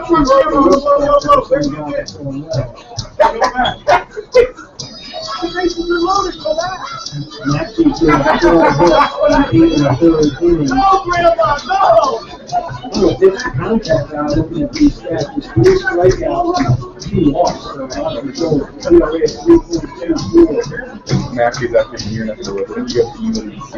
Some of these students have been really well. Okay, yeah, One minute for Duke. yeah, okay, my nephew is the UMBC grad. Retriever from Mechanicsville, Atlee High School, one of the best better known high schools in the area.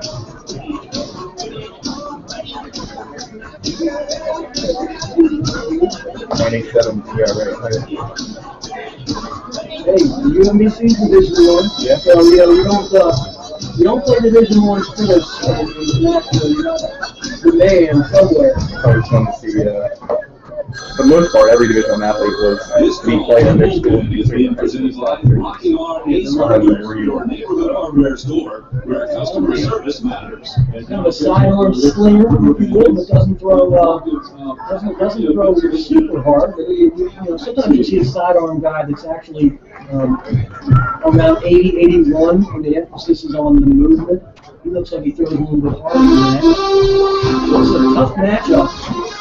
I'm a big believer in you got to see a strike through the play. Yeah, that's a pressure situation. Make him come to you. He's one on his heels. And if he's got strike one in him, let him go. There's no reason to be too aggressive. See the goal. And up to the right field, 3 deep, this ball's up the alley, and over the head. 1 run to score, 2 runs to score, and into the third base. Where do we go? Wow, it was a fastball right down the street, and Gold did not miss it. Double to the right center alley, 2 runs of score, and it's 8-7 Woodstock. Still nobody out, and the go-ahead runs on base. I'm not so sure Hogarth didn't misplay that one too. It didn't up a little bit. I think he kind of went directly left as if it's a diagonal run towards the fence. I think he could have played that a little better. He took the question mark of a route to it, but it had a lot of carry, as we've seen a lot of balls have. So the infield is in for the Bandits. Here's Luke Chakowski, way outside for ball 1. Maxie kind of lands stiff-legged. His front leg, his left leg, kind of lands stiff-legged, whereas a lot of sidearmers go very low and sort of push off and throw. 1-0 pitch to Chakowski. Low for a ball. Infield is in.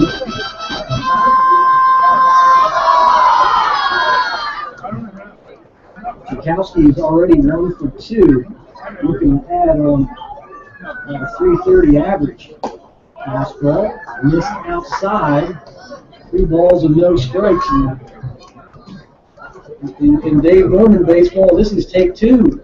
This is take 2 time. There's literally been 1 strike thrown in the last 9 pitches, and that one got hit to right center. 3-0 pitch is a strike on the outside corner.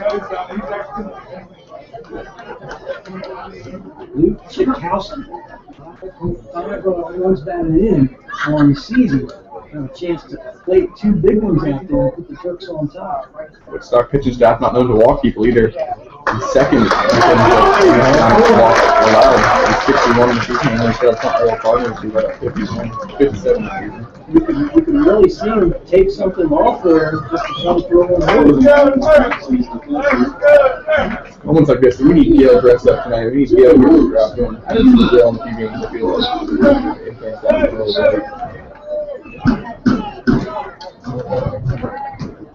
Here comes Joey Roach, and really you're hard pressed to be hotter than Joey right now. Joey is just swinging good. And as the left-hander Roach digs in, you kind of like this matchup here. It's to Roach. Hit hard. Janeway has scored. 2 runs have scored. And sliding the second is Roach.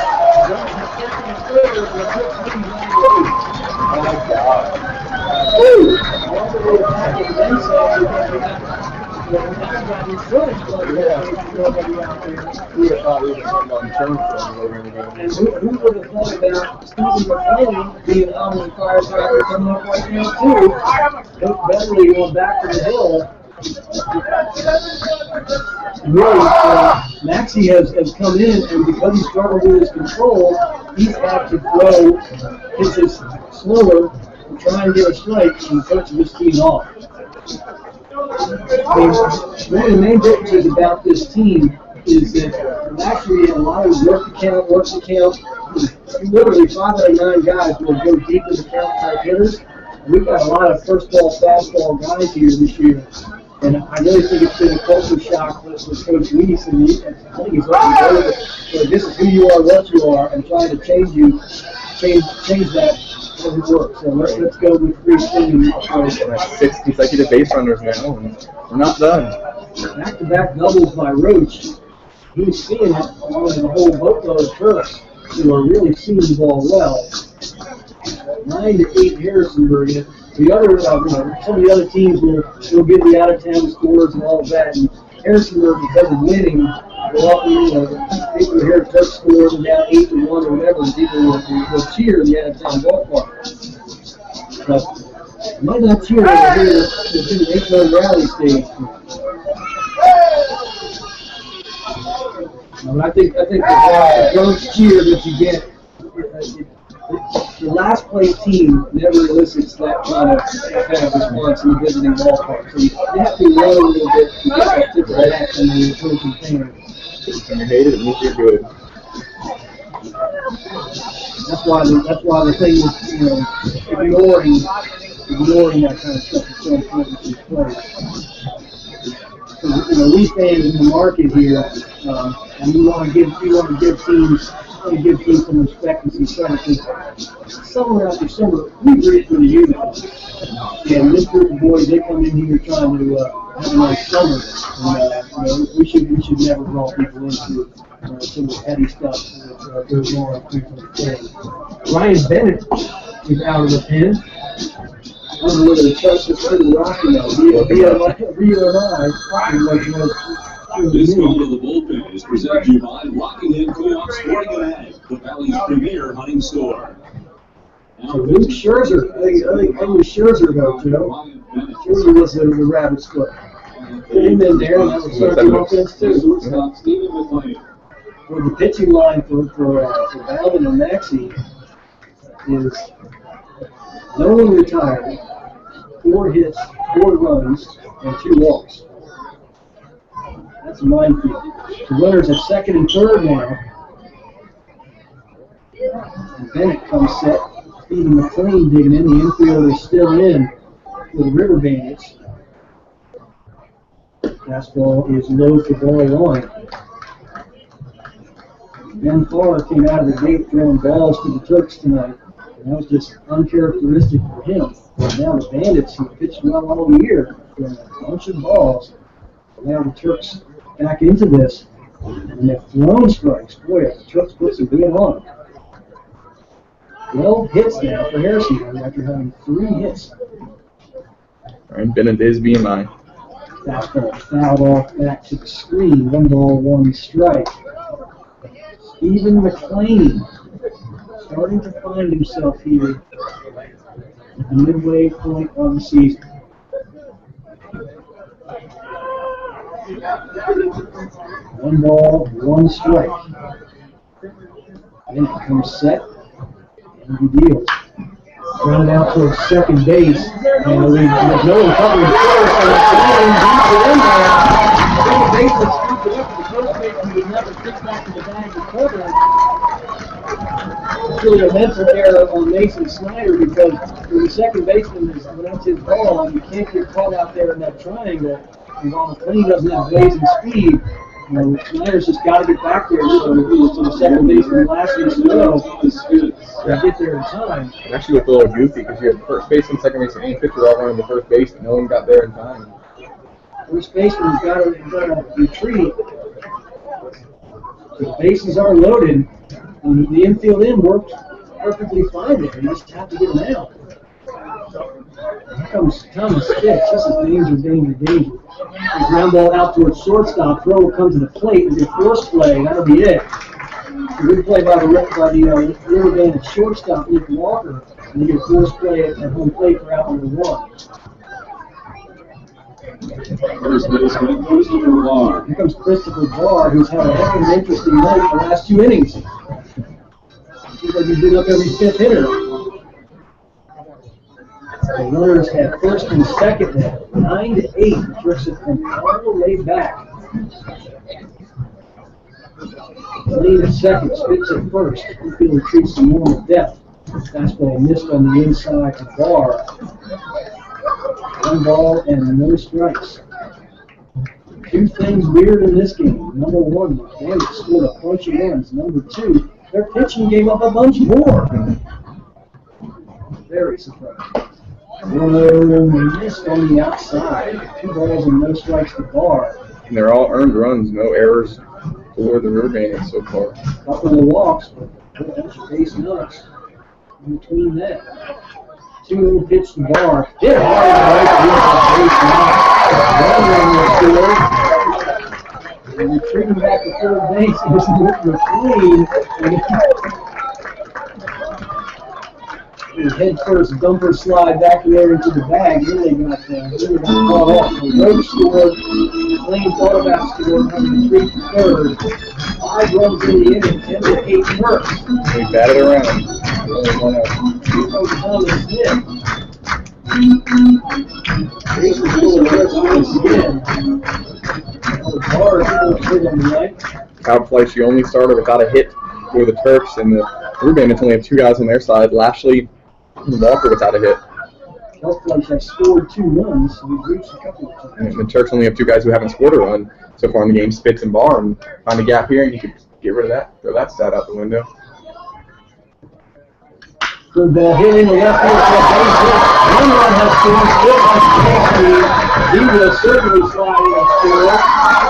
12 to 8 first. 8 runs have been turned into 12 to 8 first.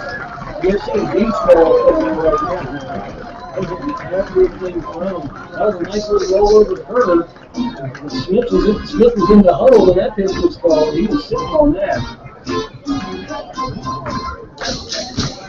Well, if you knew in advance that Smith was going to get 2 hits in the inning, you'd be pretty happy with what happened in the field, wouldn't you? Yeah. And here comes Rose. And singles, when Rose hits singles, that's an accident. Because he's trying to hit it a whole lot more than that. He'll just run out. Runners at second and first. Barr at second and Smith at first. We call the home run here. Come on, we need another Veterans Memorial Park home run. Fastball, low for a ball. Ryan Bennett.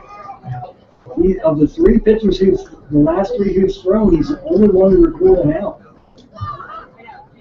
And between 7 hits and 7 runs.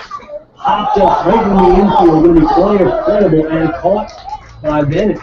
Look at yourself. That's a good play because you don't necessarily want the pitcher to be handling that. It looked like the catcher Roper just didn't pop up out of his stance. Sometimes you cover him off balance.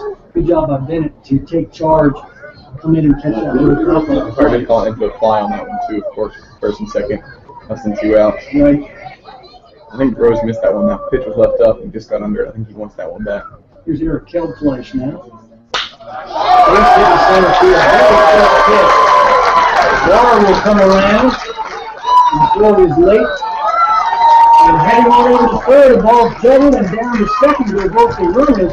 So Smith with a heads-up play makes it to third, and Kelp plays to second as the ball wasn't handled cleanly at the plate by Roper. Now every starter so far for the Turks has scored a run and gotten a hit. We talked about, kind of in a joking way, well, hey, they scored a line up in Albany, so they got that kind of a big inning in them. Not notice they haven't scored 8 right here. How about that? And really, the Turks have been aggressive on the bases. And they forced the Bandits to try and throw some guys out. I think that some of the throws from the outfield have not only not gotten there time, but really handcuffed the catcher Roper, who's been up the line. So here comes Brandon Gold now. Runners at second and third. Swung on, got a piece of it there at the plate, and everybody's a free swinger for the Turks right now. And the inning started with some patience. Get work a count. Smith dumps a little single to the left, all that kind of stuff, and some counts really worked. Once the contagious contact got going, these Turks are really ripping it here early in the count. Quickly meeting there between Roper and Bennett. Another right-hander throwing down from the Woodstock pen. 16 hits now for the Turks, and that's 13 hits in the span of 7 innings. 13 hits over the last 7 innings. 0-1 pitch to Gold. Shot foul. Back by Chakowski in the on-deck circle on the third base side. No balls and 2 strikes.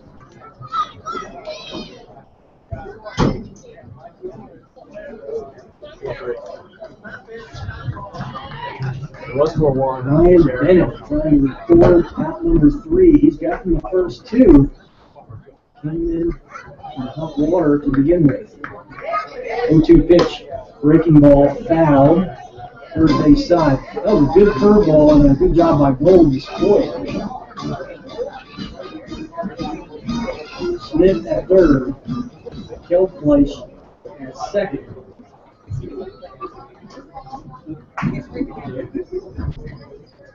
And then he's 0-2 to Gold. Then it deals. Low for a ball with the fastball, 1 ball, 2 strikes. Chakowski on deck, only 1 for 2. 6 Turks, 2 hits or more.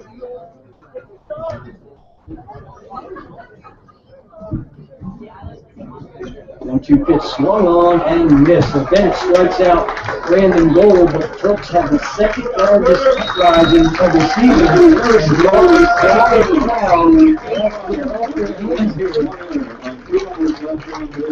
Pacing Turks crowd rewarded 8-run inning, 8-1 River Bandits. Strasburg 2. I'm speechless. I honestly have no idea. I mean, okay, I can see like, hey, we get back to 8-7, we tied 8-8, but to be up 5 runs now, what? It is bizarre. It is bizarre because, as poorly as the Turks were playing, and they were absolutely lifeless in 4 innings. And the River Bandits were doing all the little things. They had executed a hit and run. They had just all the little good baseball things, hit behind the runners, all that kind of stuff. And with their pitching, 8 runs have been good as gold for their staff. But you absolutely never know. It'd be a good stat by the time or the computer systems are quickly look it up. How many times has a team scored 8 runs in a single inning twice in the same season, let alone twice before the All-Star break? You're talking about 13 runs in the span of 12 outs. Yep.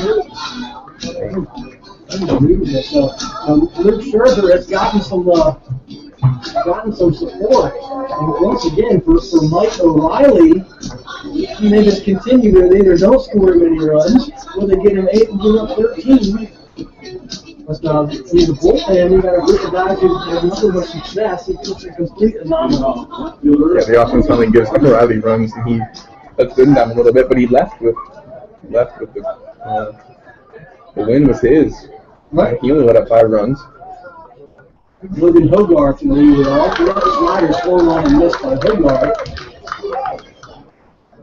No balls and 1 strike. And keep in mind, the Turks already stole a game up there with a home run by Rose. Slider swung on and missed, and Hogarth was not seeing Scherzer. That pitch was a foot outside, and he was swinging. When that ball left his hand, he decided he was swinging at that. All he can do is laugh. Everything. He's just all of a sudden going the Turks' way now. Someone on that roster needs to go buy a lottery ticket tonight. Yeah. Maybe everyone in this stadium. Well, missed outside. 1 ball, 2 strikes. We got enough runs on the innings that we could use the runs for our numbers by 11, 3, 8, and 13. 1-2 slider chopped down toward first. Rolling strike. So the first is 3 retired. So Brandon Boyle has got himself a gun at third base. He's on a nice easy toss that he's not putting a lot of room for. He's just got a real nice seam for a third baseman. Here comes Brett Lashley now. 0 for 2. He's gotten on a couple of times and scored twice.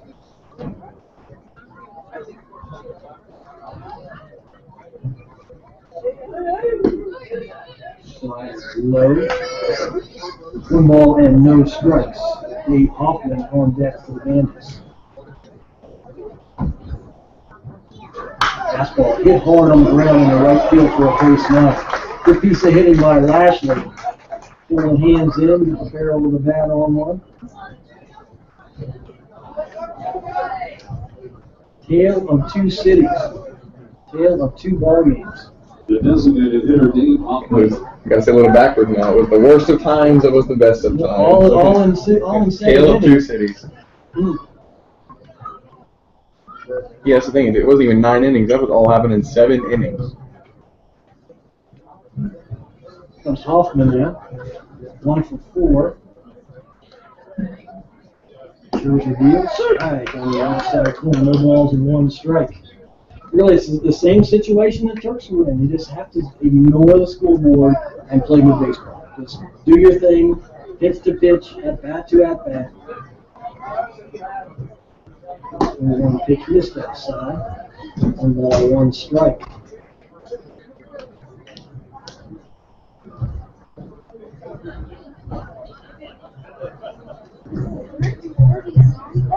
Scherzer throws to first, no trouble getting back. Lashley.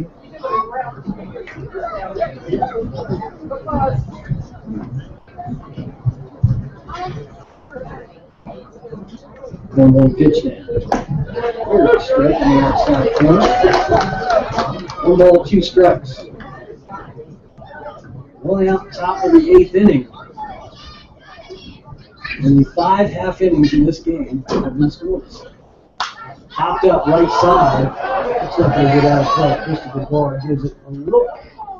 On top of the dugout. 1 ball and 2 strikes.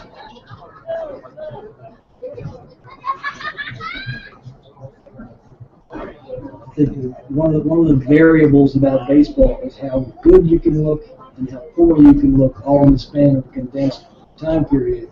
And I think for players, especially developing players, you really can't get enamored with either of those things. Too high, too low. 1-2 pitch was high fastball. 2 balls and 2 strikes. Scherzer's got a pretty good fastball. I think he's used those other pitches to set it up. Maybe trying to get sneaky fast with the fastball after throwing that slider. 2-2 pitch way outside with the slider. Good play by Joey Roach. Taking on the bounce. Full count now. Front Royal just lost 2-1, so here's a chance for the Turks to get into just trail a half a game with the win tonight. Liner out toward left center, and it'll be down for a base hit. Keeps up on Kemp place out there. Good at bat there by Hoffman. Got a full count breaking ball. Jumped on it there for a base knock. We'll bring up Mason Snyder. Mason Snyder. Bandits have only been held scoreless in 2 of 7 innings. They would like to just put a singleton on the board, even if it's a run or something here, just to say, all right, let's get our offense going again. Fastball just missed. Maybe had the outside corner a shade low, very close. In a fairly tight rectangle tonight. All staffs. Both staffs. No strikes. It's to Snyder. Snyder stayed out. 2 balls, no strikes.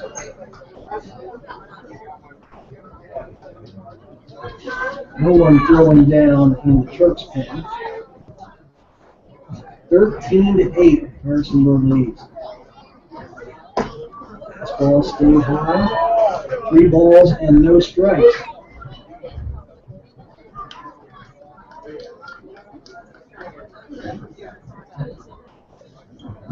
Zach Jarrett on deck for Bandits. There's a strike on the outside corner. 3 balls and 1 strike. Lashley and Hoffman lead second and first, respectively. Good hitters count for Snyder. Scherzer deals the 3-1. Breaking ball. Hop straight back to near Reaching out in his hands was returning that ball. There you go. Confidence and City Voters come in. The ball gave to one of the kids to go to the freezy pop. Not bad. These are hot ticket items for little kids around here. 3-2, grounded out towards second base. Smith goes to McLean for 1, throw to first, and not in time. Good slide in there to second base by Hoffman. He made it tough on McLean. Didn't get anything on that throw. Force out at second is out number 2. That'll be runner first and third. Lashley at first and Snyder. Lashley at third, Snyder at first. Zach Jarrett digs in.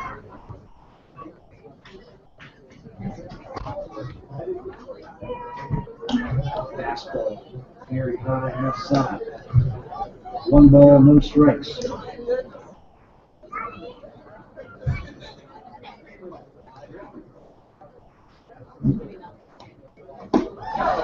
Breaking ball, 1 run on this. Slow it down there. It was the hard slider, but that was more of a conventional curveball. A little bend to it, took some speed off.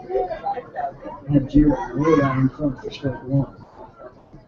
1-1 pitch. Another breaking ball. Back. 1 ball, 2 strikes. Scherzer's throwing a pretty good repertoire. Mixing it up. You've seen about 4 different pitches.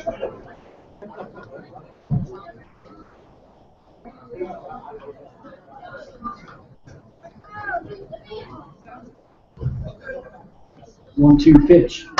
Popped up the foul. Good defensive swing by Jarrett to stay alive. 1-2.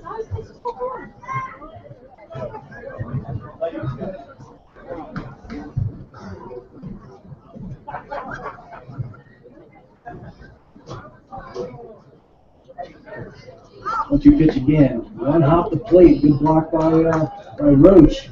Textbook block by Roach there to save the run. Did a good job of just getting over there, and that was knocked down right in front of him.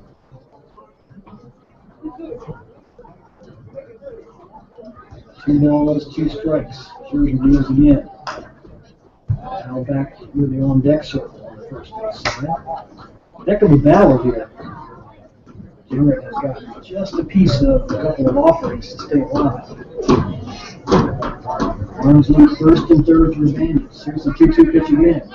Chopped down third base away. That'll triple foul. 2 balls and 2 strikes. Scherzer's had to reach into the bag of tricks for everything he's got, and then some. He's got a pitch he'd like to invent. That might be the time.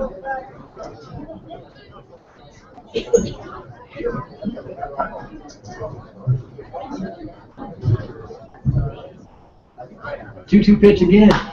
Hit out toward right field, hanging up though, and caught by Patowski.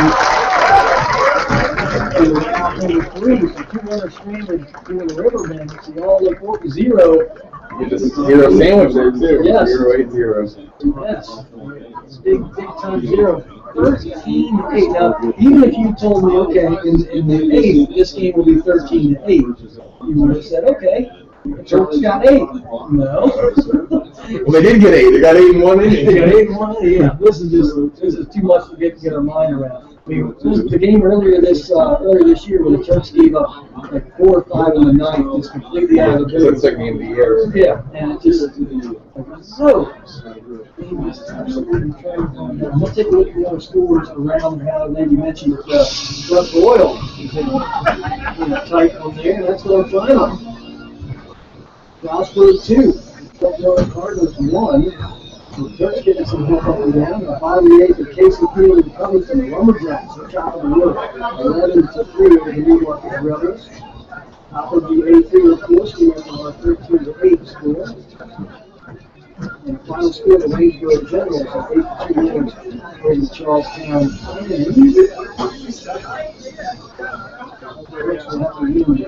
keep that margin over Waynesboro. Surprisingly, for again, we said a pretty good crowd for Sunday night. Surprisingly, for Sunday night, much of the crowd stuck around to see that comeback too. Yeah, you know. That's, usually when you're down early, especially on Sunday night when you got work tomorrow, people leave. But people stayed, and begrudgingly, some of the Woodstock fans stayed to see that all apart. Neither team has been able to rock much now, so you can't say that River Bandits don't have a 5-run inning. They've been really well quick. The Turks want to do something special this season. This is one on the calendar you circle, that's for sure. No doubt about it. Hot teams find ways to win. 11 of their last 13, soon to be 12 of their last 14.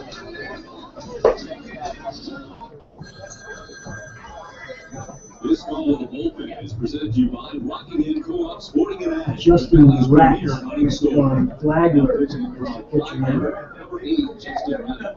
Justin Raddick, R-A-T-T-E. Pitching for the Harrisonburg Turks. Flagler College or Flagler University? College. Is number St. 4, Augustine Jesse Barber. Baker. And that's that's the oldest city in the United States. St. Augustine Barber. St. Augustine. St. Augustine.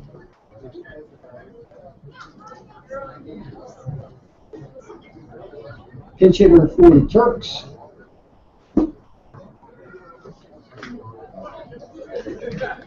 Jesse Baker. First pitch is low to Baker. 1 ball, no strikes.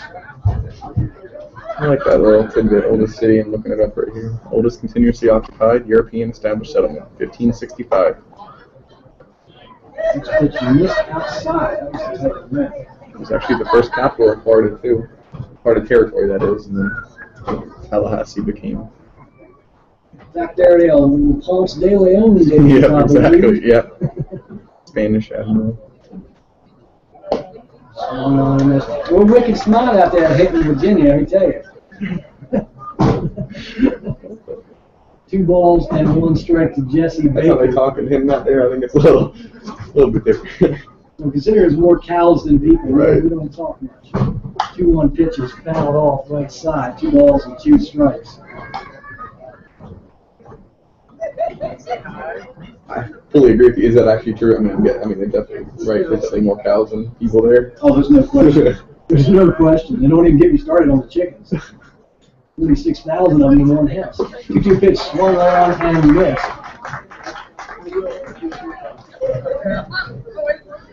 We were deep into the agricultural side. Just like You do like that? Joey Roach. Like the I like the peace and quiet. I can't even call it country. I'm 10 minutes from a Walmart. Yeah, How country is that? That's Joey Roach now. Joey is scorching hot with the bat right now. He's lacing it all over the park. This pitch is low for a ball. 1 up, 1 down. Tired of Justin Ratty. I think that Bandits would just like to put up a 0 to show they could do it. In 4 innings, total reversal. Next pitch is high to Roach. Bandits scored in all 5 of the first 5. Turks have scored in the last 4. And a straight of 3 zeros for each team. 2-0 pitch. Hit out toward left center, pretty deep. This ball's tagged. Hawk. And Roach is showing power to already field. Yeah. That's out number 2, yeah. But you're seeing the maturation of a guy here. He's really starting to lock it in. Shortstop, Steven McLean. Let's sleep on Georgia State Panthers. Some guys here. Good play. Here comes McLean. Fastball, shot down toward third. Shot very high. Lewis has got it. Uncourt's a nice throw, and it hit McLean with a glove. Get hit glove and McLean. First baseman came off, tried to tag at the same time. What a hit. It's going to be a bang play. I think the throw kind of led the first baseman, Snyder, into the runner. It can go either way, hit or error. I guess you got some hometown scoring there, but now McLean 4 for 4 on the night. Number 9 spot. When you came in at 211, you're real happy about that. Here comes Spitz. Fastball swung on and missed. Spitz did not have the short, compact base hit swing there. He was trying to get him up into the night. Spitz is 1 for 4. Fastball in there for a strike from Rowdy. No balls and 2 strikes.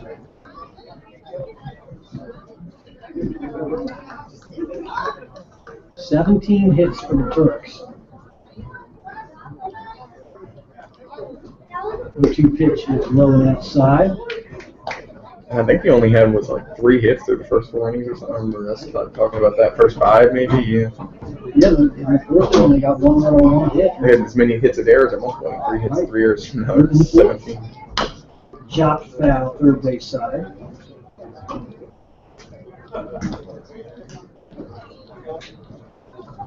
One ball and 2 strikes.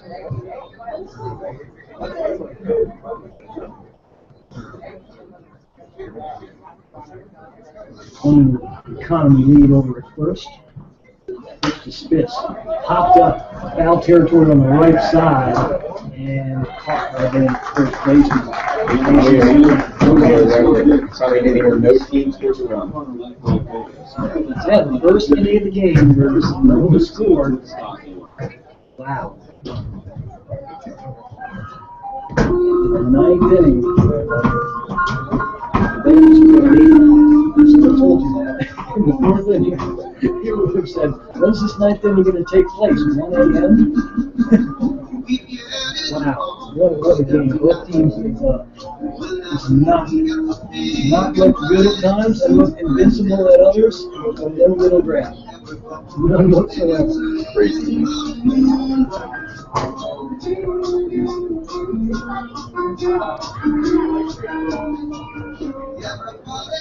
Raven Gold is going to hit now first base. He has pitched not only college, but also earlier this season.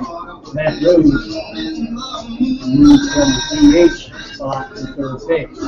That's why he got from up to the inning in there. Nothing good. And these guys throw well. I mean, Gold is a guy that can have the good stats, good tech stats.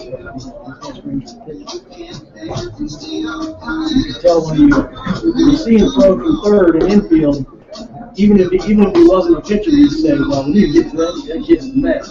There's some changes. Hopefully, first third base to now is Franklin Cole. Jesse Baker is in right field.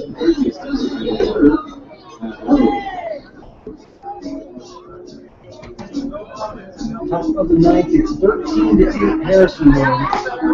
I'm not sure if you have point streak stats in front of you, but it's a crazy one. 8 runs on 11 hits, 1 error for the Woodstock Riverbed. They had 8 runs with 5. 13 runs on the board. 4th to the 7th. Gold can close this out. That would be Woodstock's first and last pitcher within the same school. And first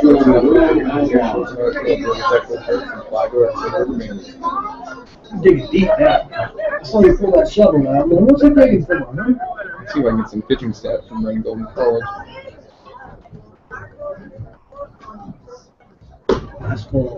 That's on the inside.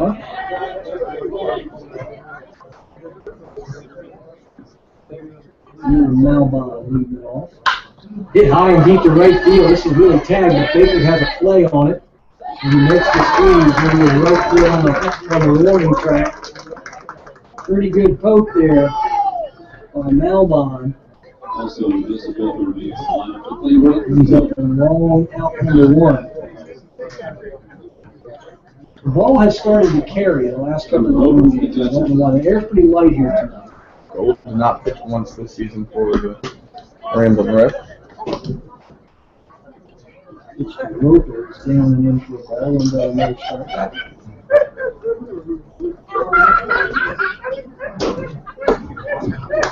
High with the fastball. 2 balls, no strike.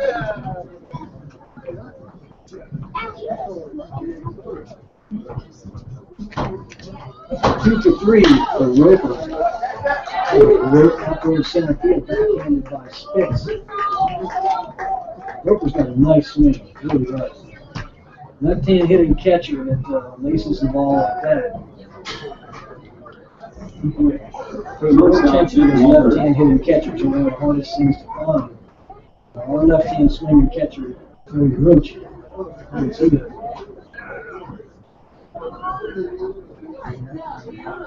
There's Nick Walker now, 1 out, 1 on. Slider on the plate but low. 1 ball, no strikes.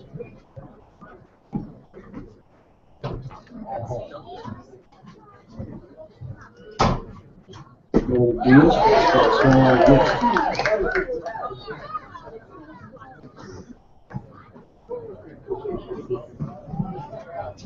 This is that day of the week where you post the numbers, think about player of the week, and the Turks. This is exactly last Sunday the situation I was in. Next pitch missed, low and out. It was a very close one, and then the Turks in the last offensive inning of the season of the week dropped 9 runs on Aldi and a whole hit parade. Recrunched the numbers so far. 2-1 fastball, swung on and missed. Walker definitely chased the fastball high and tight, but you can definitely see Goldberg's got a good live arm. 2 balls, 2 strikes. Turks middle infielders McLean and Smith at double play depth. Gold deals the 2-2. Hopped up right side, let him get out of play. Rather around there. Time. That's still good for a Grizzly compliment. Names 2 balls and 2 strikes.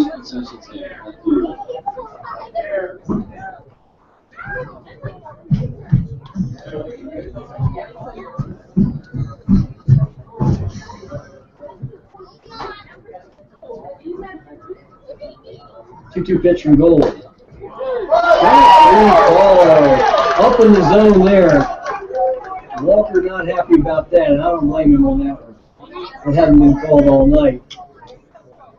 Definitely in the upper part of the zone, just under the letters for strike 3. Woodstock manager might get tossed here. He's going at it. He's frustrated. Yeah, he's knows definitely frustrated. I mean, the Turks were frustrated early. He's frustrated now.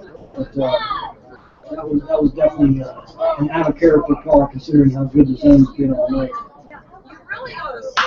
Grounded out towards shortstop, backhanded underneath McLean's throw. It would have been a heck of a play by McLean to spin and throw to Smith at second base. So that probably scored a hit.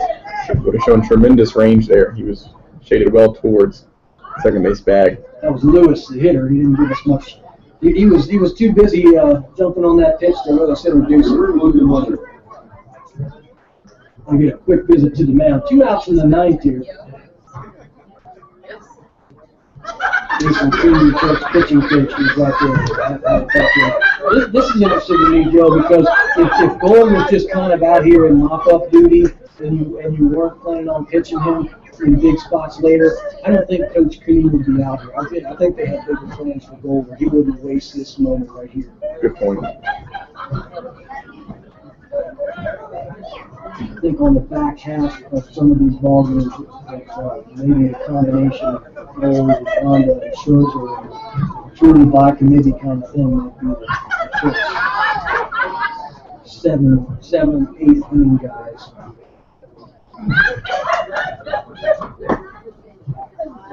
Miss for ball one. Hogarth.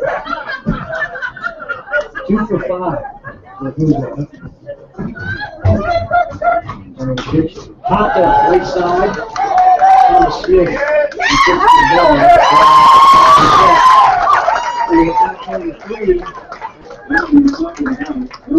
There's a definition of frustrating.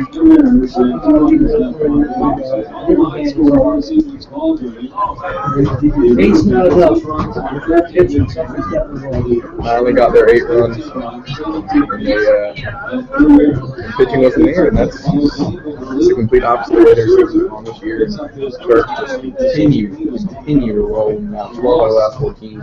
Half a game out of first place. I know it's towards the beginning of the season, but they were in the bottom third, the bottom 3 teams in the league to be out in the playoffs. It's a real tear right now.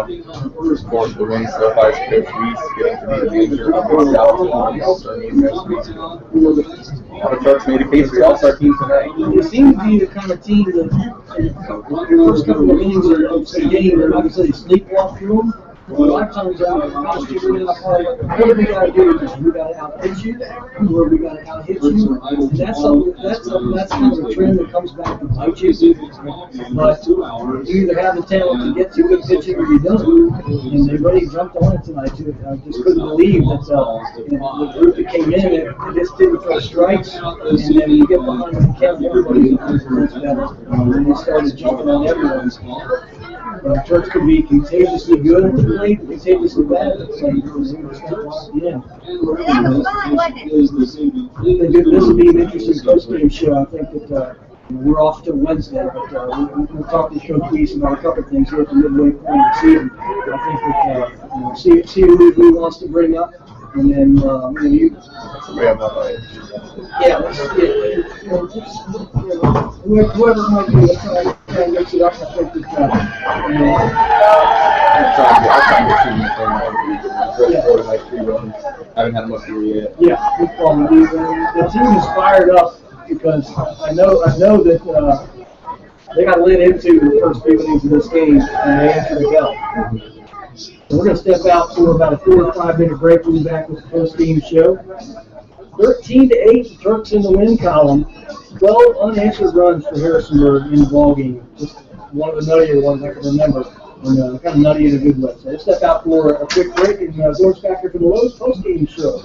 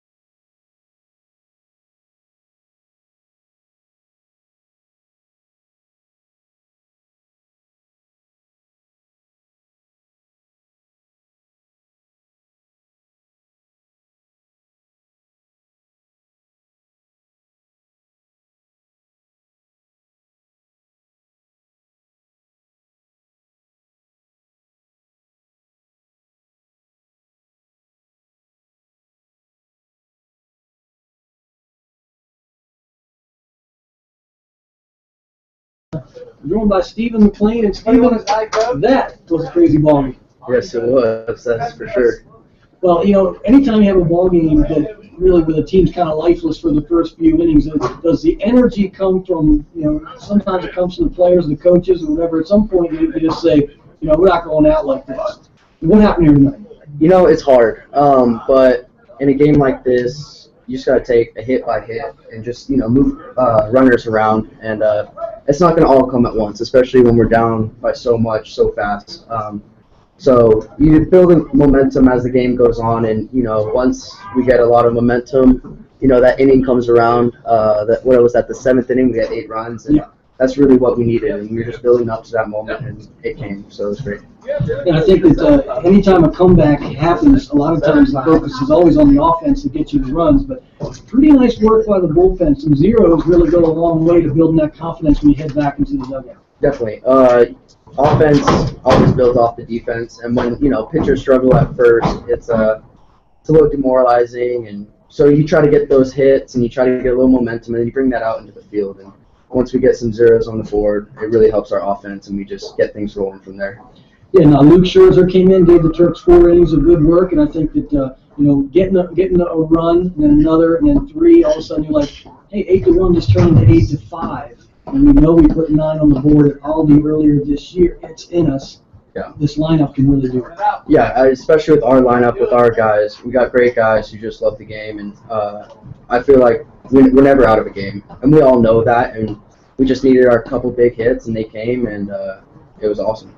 And the Turks started dropping a lot of doubles here at the ballpark, and you guys were running the base paths hard, really putting the pressure on the Bandits. Yeah, it was great just to see, you know, one double followed by another double and a single, and it was just moving guys around and just really hitting for the team.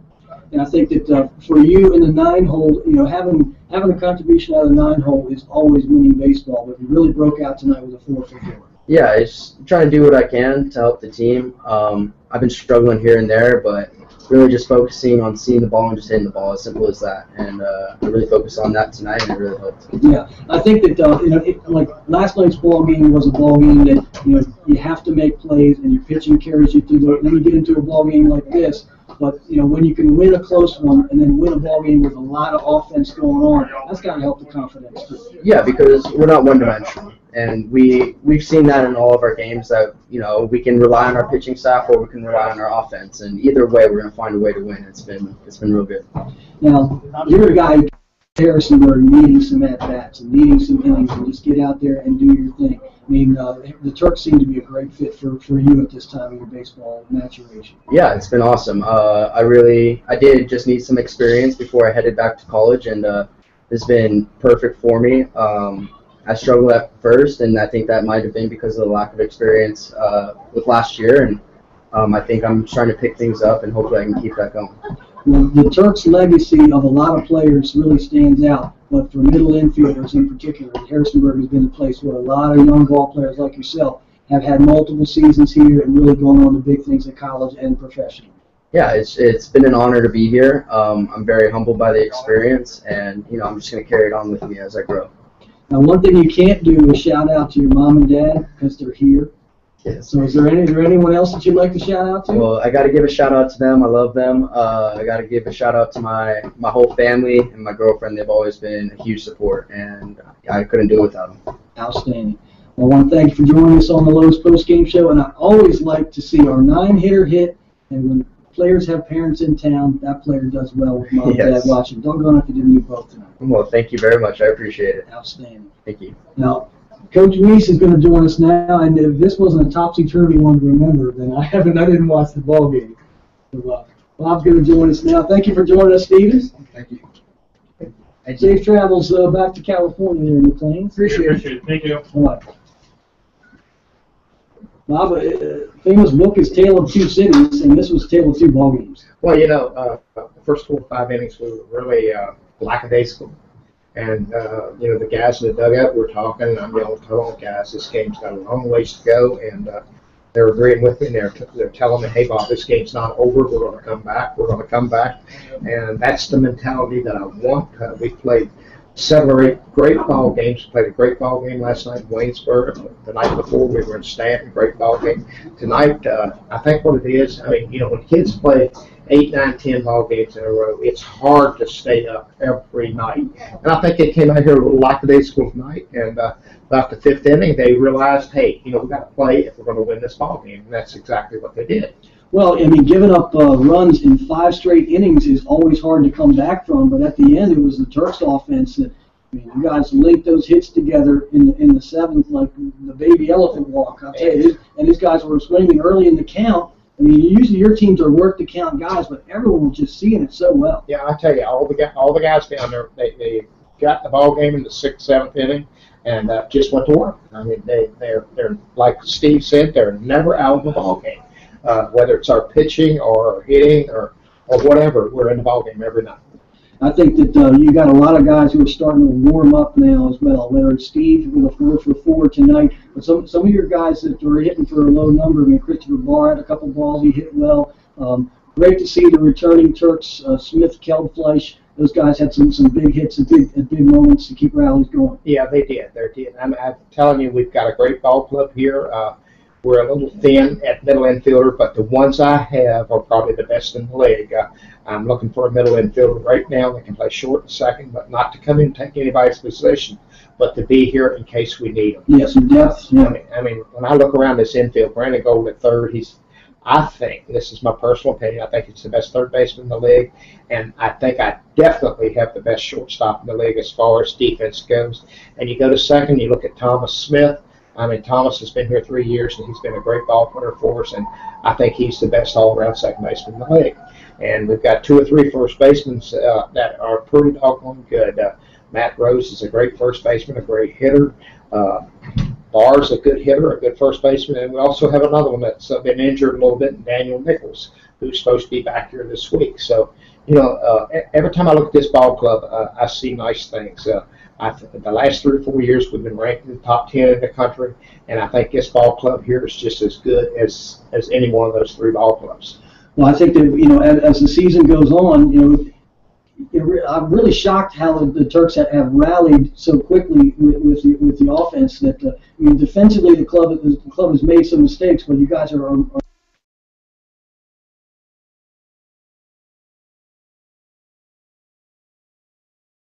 scoring is the same. It's just happening different ways. I mean, we had 17 home runs all of last season, and we're already at 13. Right. And 94 steals last year. It's a different kind of ball club, but did you know the runs are the same? Right, I know. It's shocking. Yeah, they're just happening differently. It's just happening differently. You're exactly right. Like I say, I can't say enough nice things about this ball club. I mean, we've got depth in pitching now. I was worried about our pitching 2 or 3 weeks ago. We got 12 good pitchers, plus we can bring Brandon Gold in from third. He's going to be pitching a lot at Georgia Tech next year. Flash pitched in college. We got 14 guys that can pitch. Plus, we have another one coming Tuesday. Kid from Illinois will be here Monday or Tuesday. Castellano, yes, he'll be here, and he's a good ball player too. I've seen his stats, and I've talked to people about him. And his brother Nick plays third base for the Detroit Tigers. Oh, so he comes from a good baseball family, sure. And I can't wait to get him here too.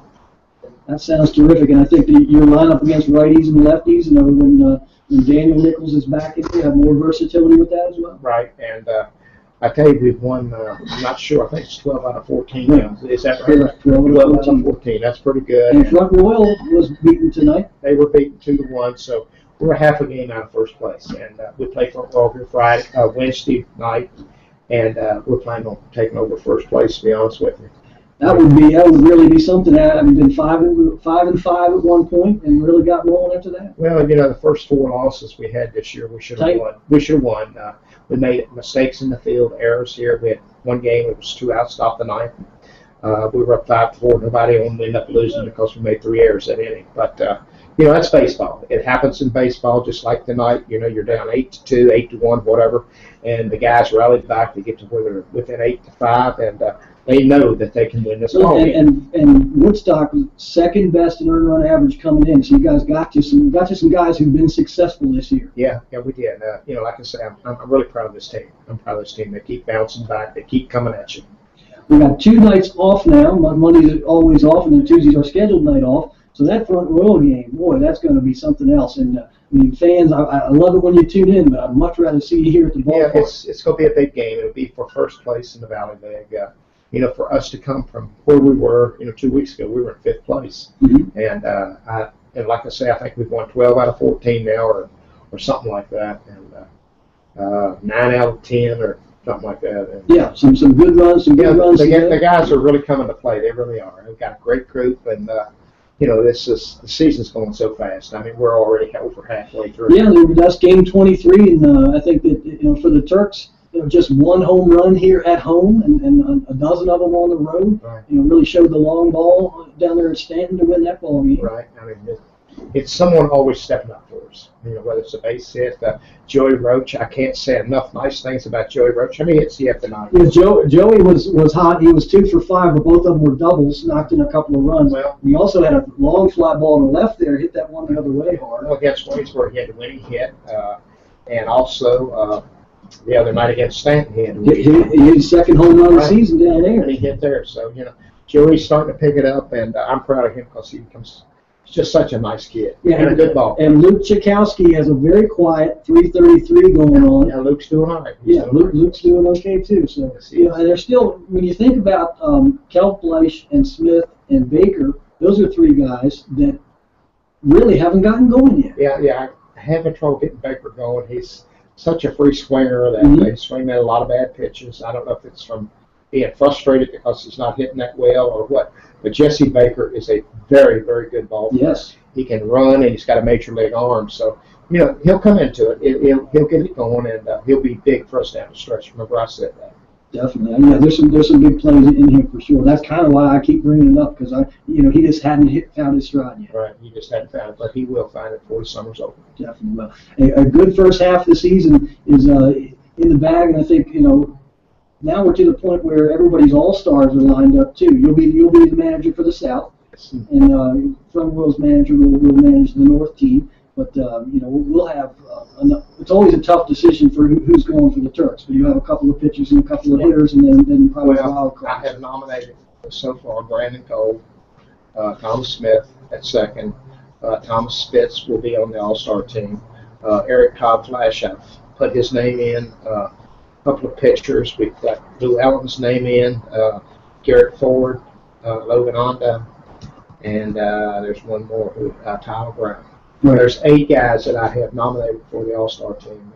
Brandon Gold, like I said, I think is the best third baseman. I think Thomas Smith is the best second baseman. And Thomas Spitz in center field is by far the best center fielder in this league. I mean, as far as running, arm, and everything goes. Yeah, he's been throwing somebody out of home plate every other game, hasn't he? He's big. I cannot believe the kid won't get drafted.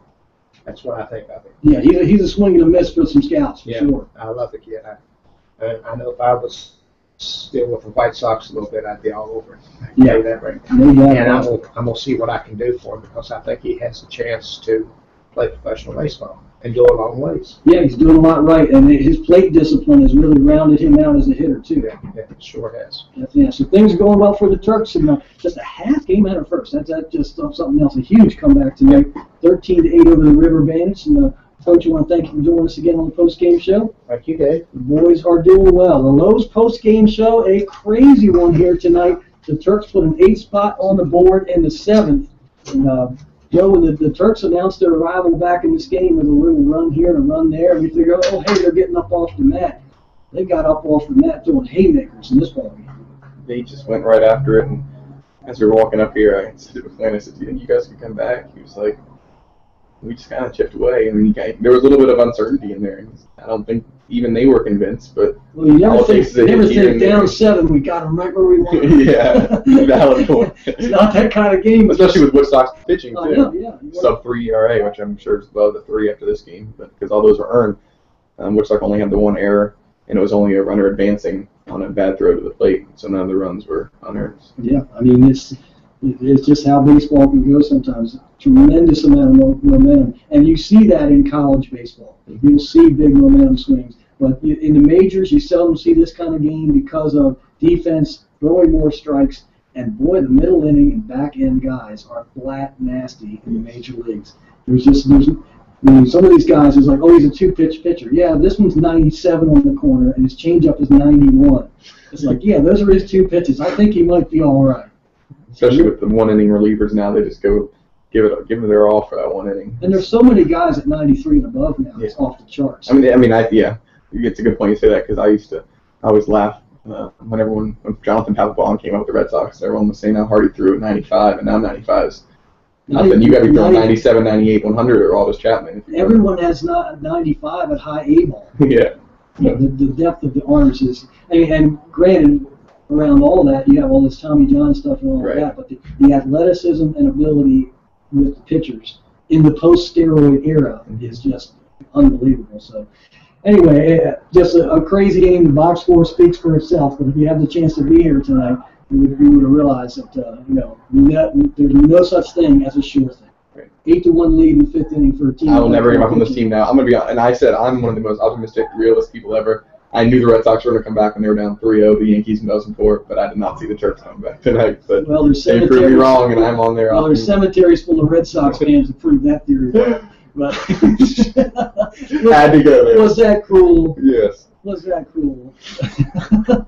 Matt liked that one. Matt liked that one. Sure, you teed it up, so I had to hit it. But the Turks. Our next home game will be on Wednesday night, and it'll be a game for first place, the Front Royal Cardinals. And we've had some very close games with them already, so it's going to get down to the nitty and the gritty. I wish I was playing in that game. When I say Coach Reese had me fired up, I said we're going to win that game. I want to go out there and play for that coach right there. So. Oh yeah, and I think that when your coaches will light you up, and I know the guys were optimistic on the bench and all that, but Coach Weiss or some of these spirited coaches, they have no problem lighting the team up in the 3rd inning and letting you guys know that there's 2 off days coming up, but guess what? Yours is mine, and that's just.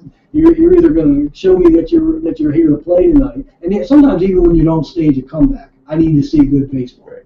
When you're down early, I still need to see good baseball, regardless of what that score is. Like UVA and Rainbow the other night. UVA kind of carried the momentum into Game 2, even though they went down 9-2, 9-3 early in that Game 1 of that series. They kind of built some momentum by bringing it all the way back to 9-8. Yes. Scoring runs late, 6 unanswered, 5 unanswered runs. Yeah, show me some fight. But they showed some fight tonight and some. Definitely. So I want to thank all of you for tuning in. Join us on Wednesday at 7:10 for the pregame show. And tomorrow the All-Star announcement comes out. Who's going to make the team and all that. Turks will be well represented, as will the River Bandits and the better players from all these teams. So we'll really give you all the 4-1-1 on the All-Star festivities that'll go on a week from today here at Eagle Field. But in the meantime, take 2 days off, Turks, man.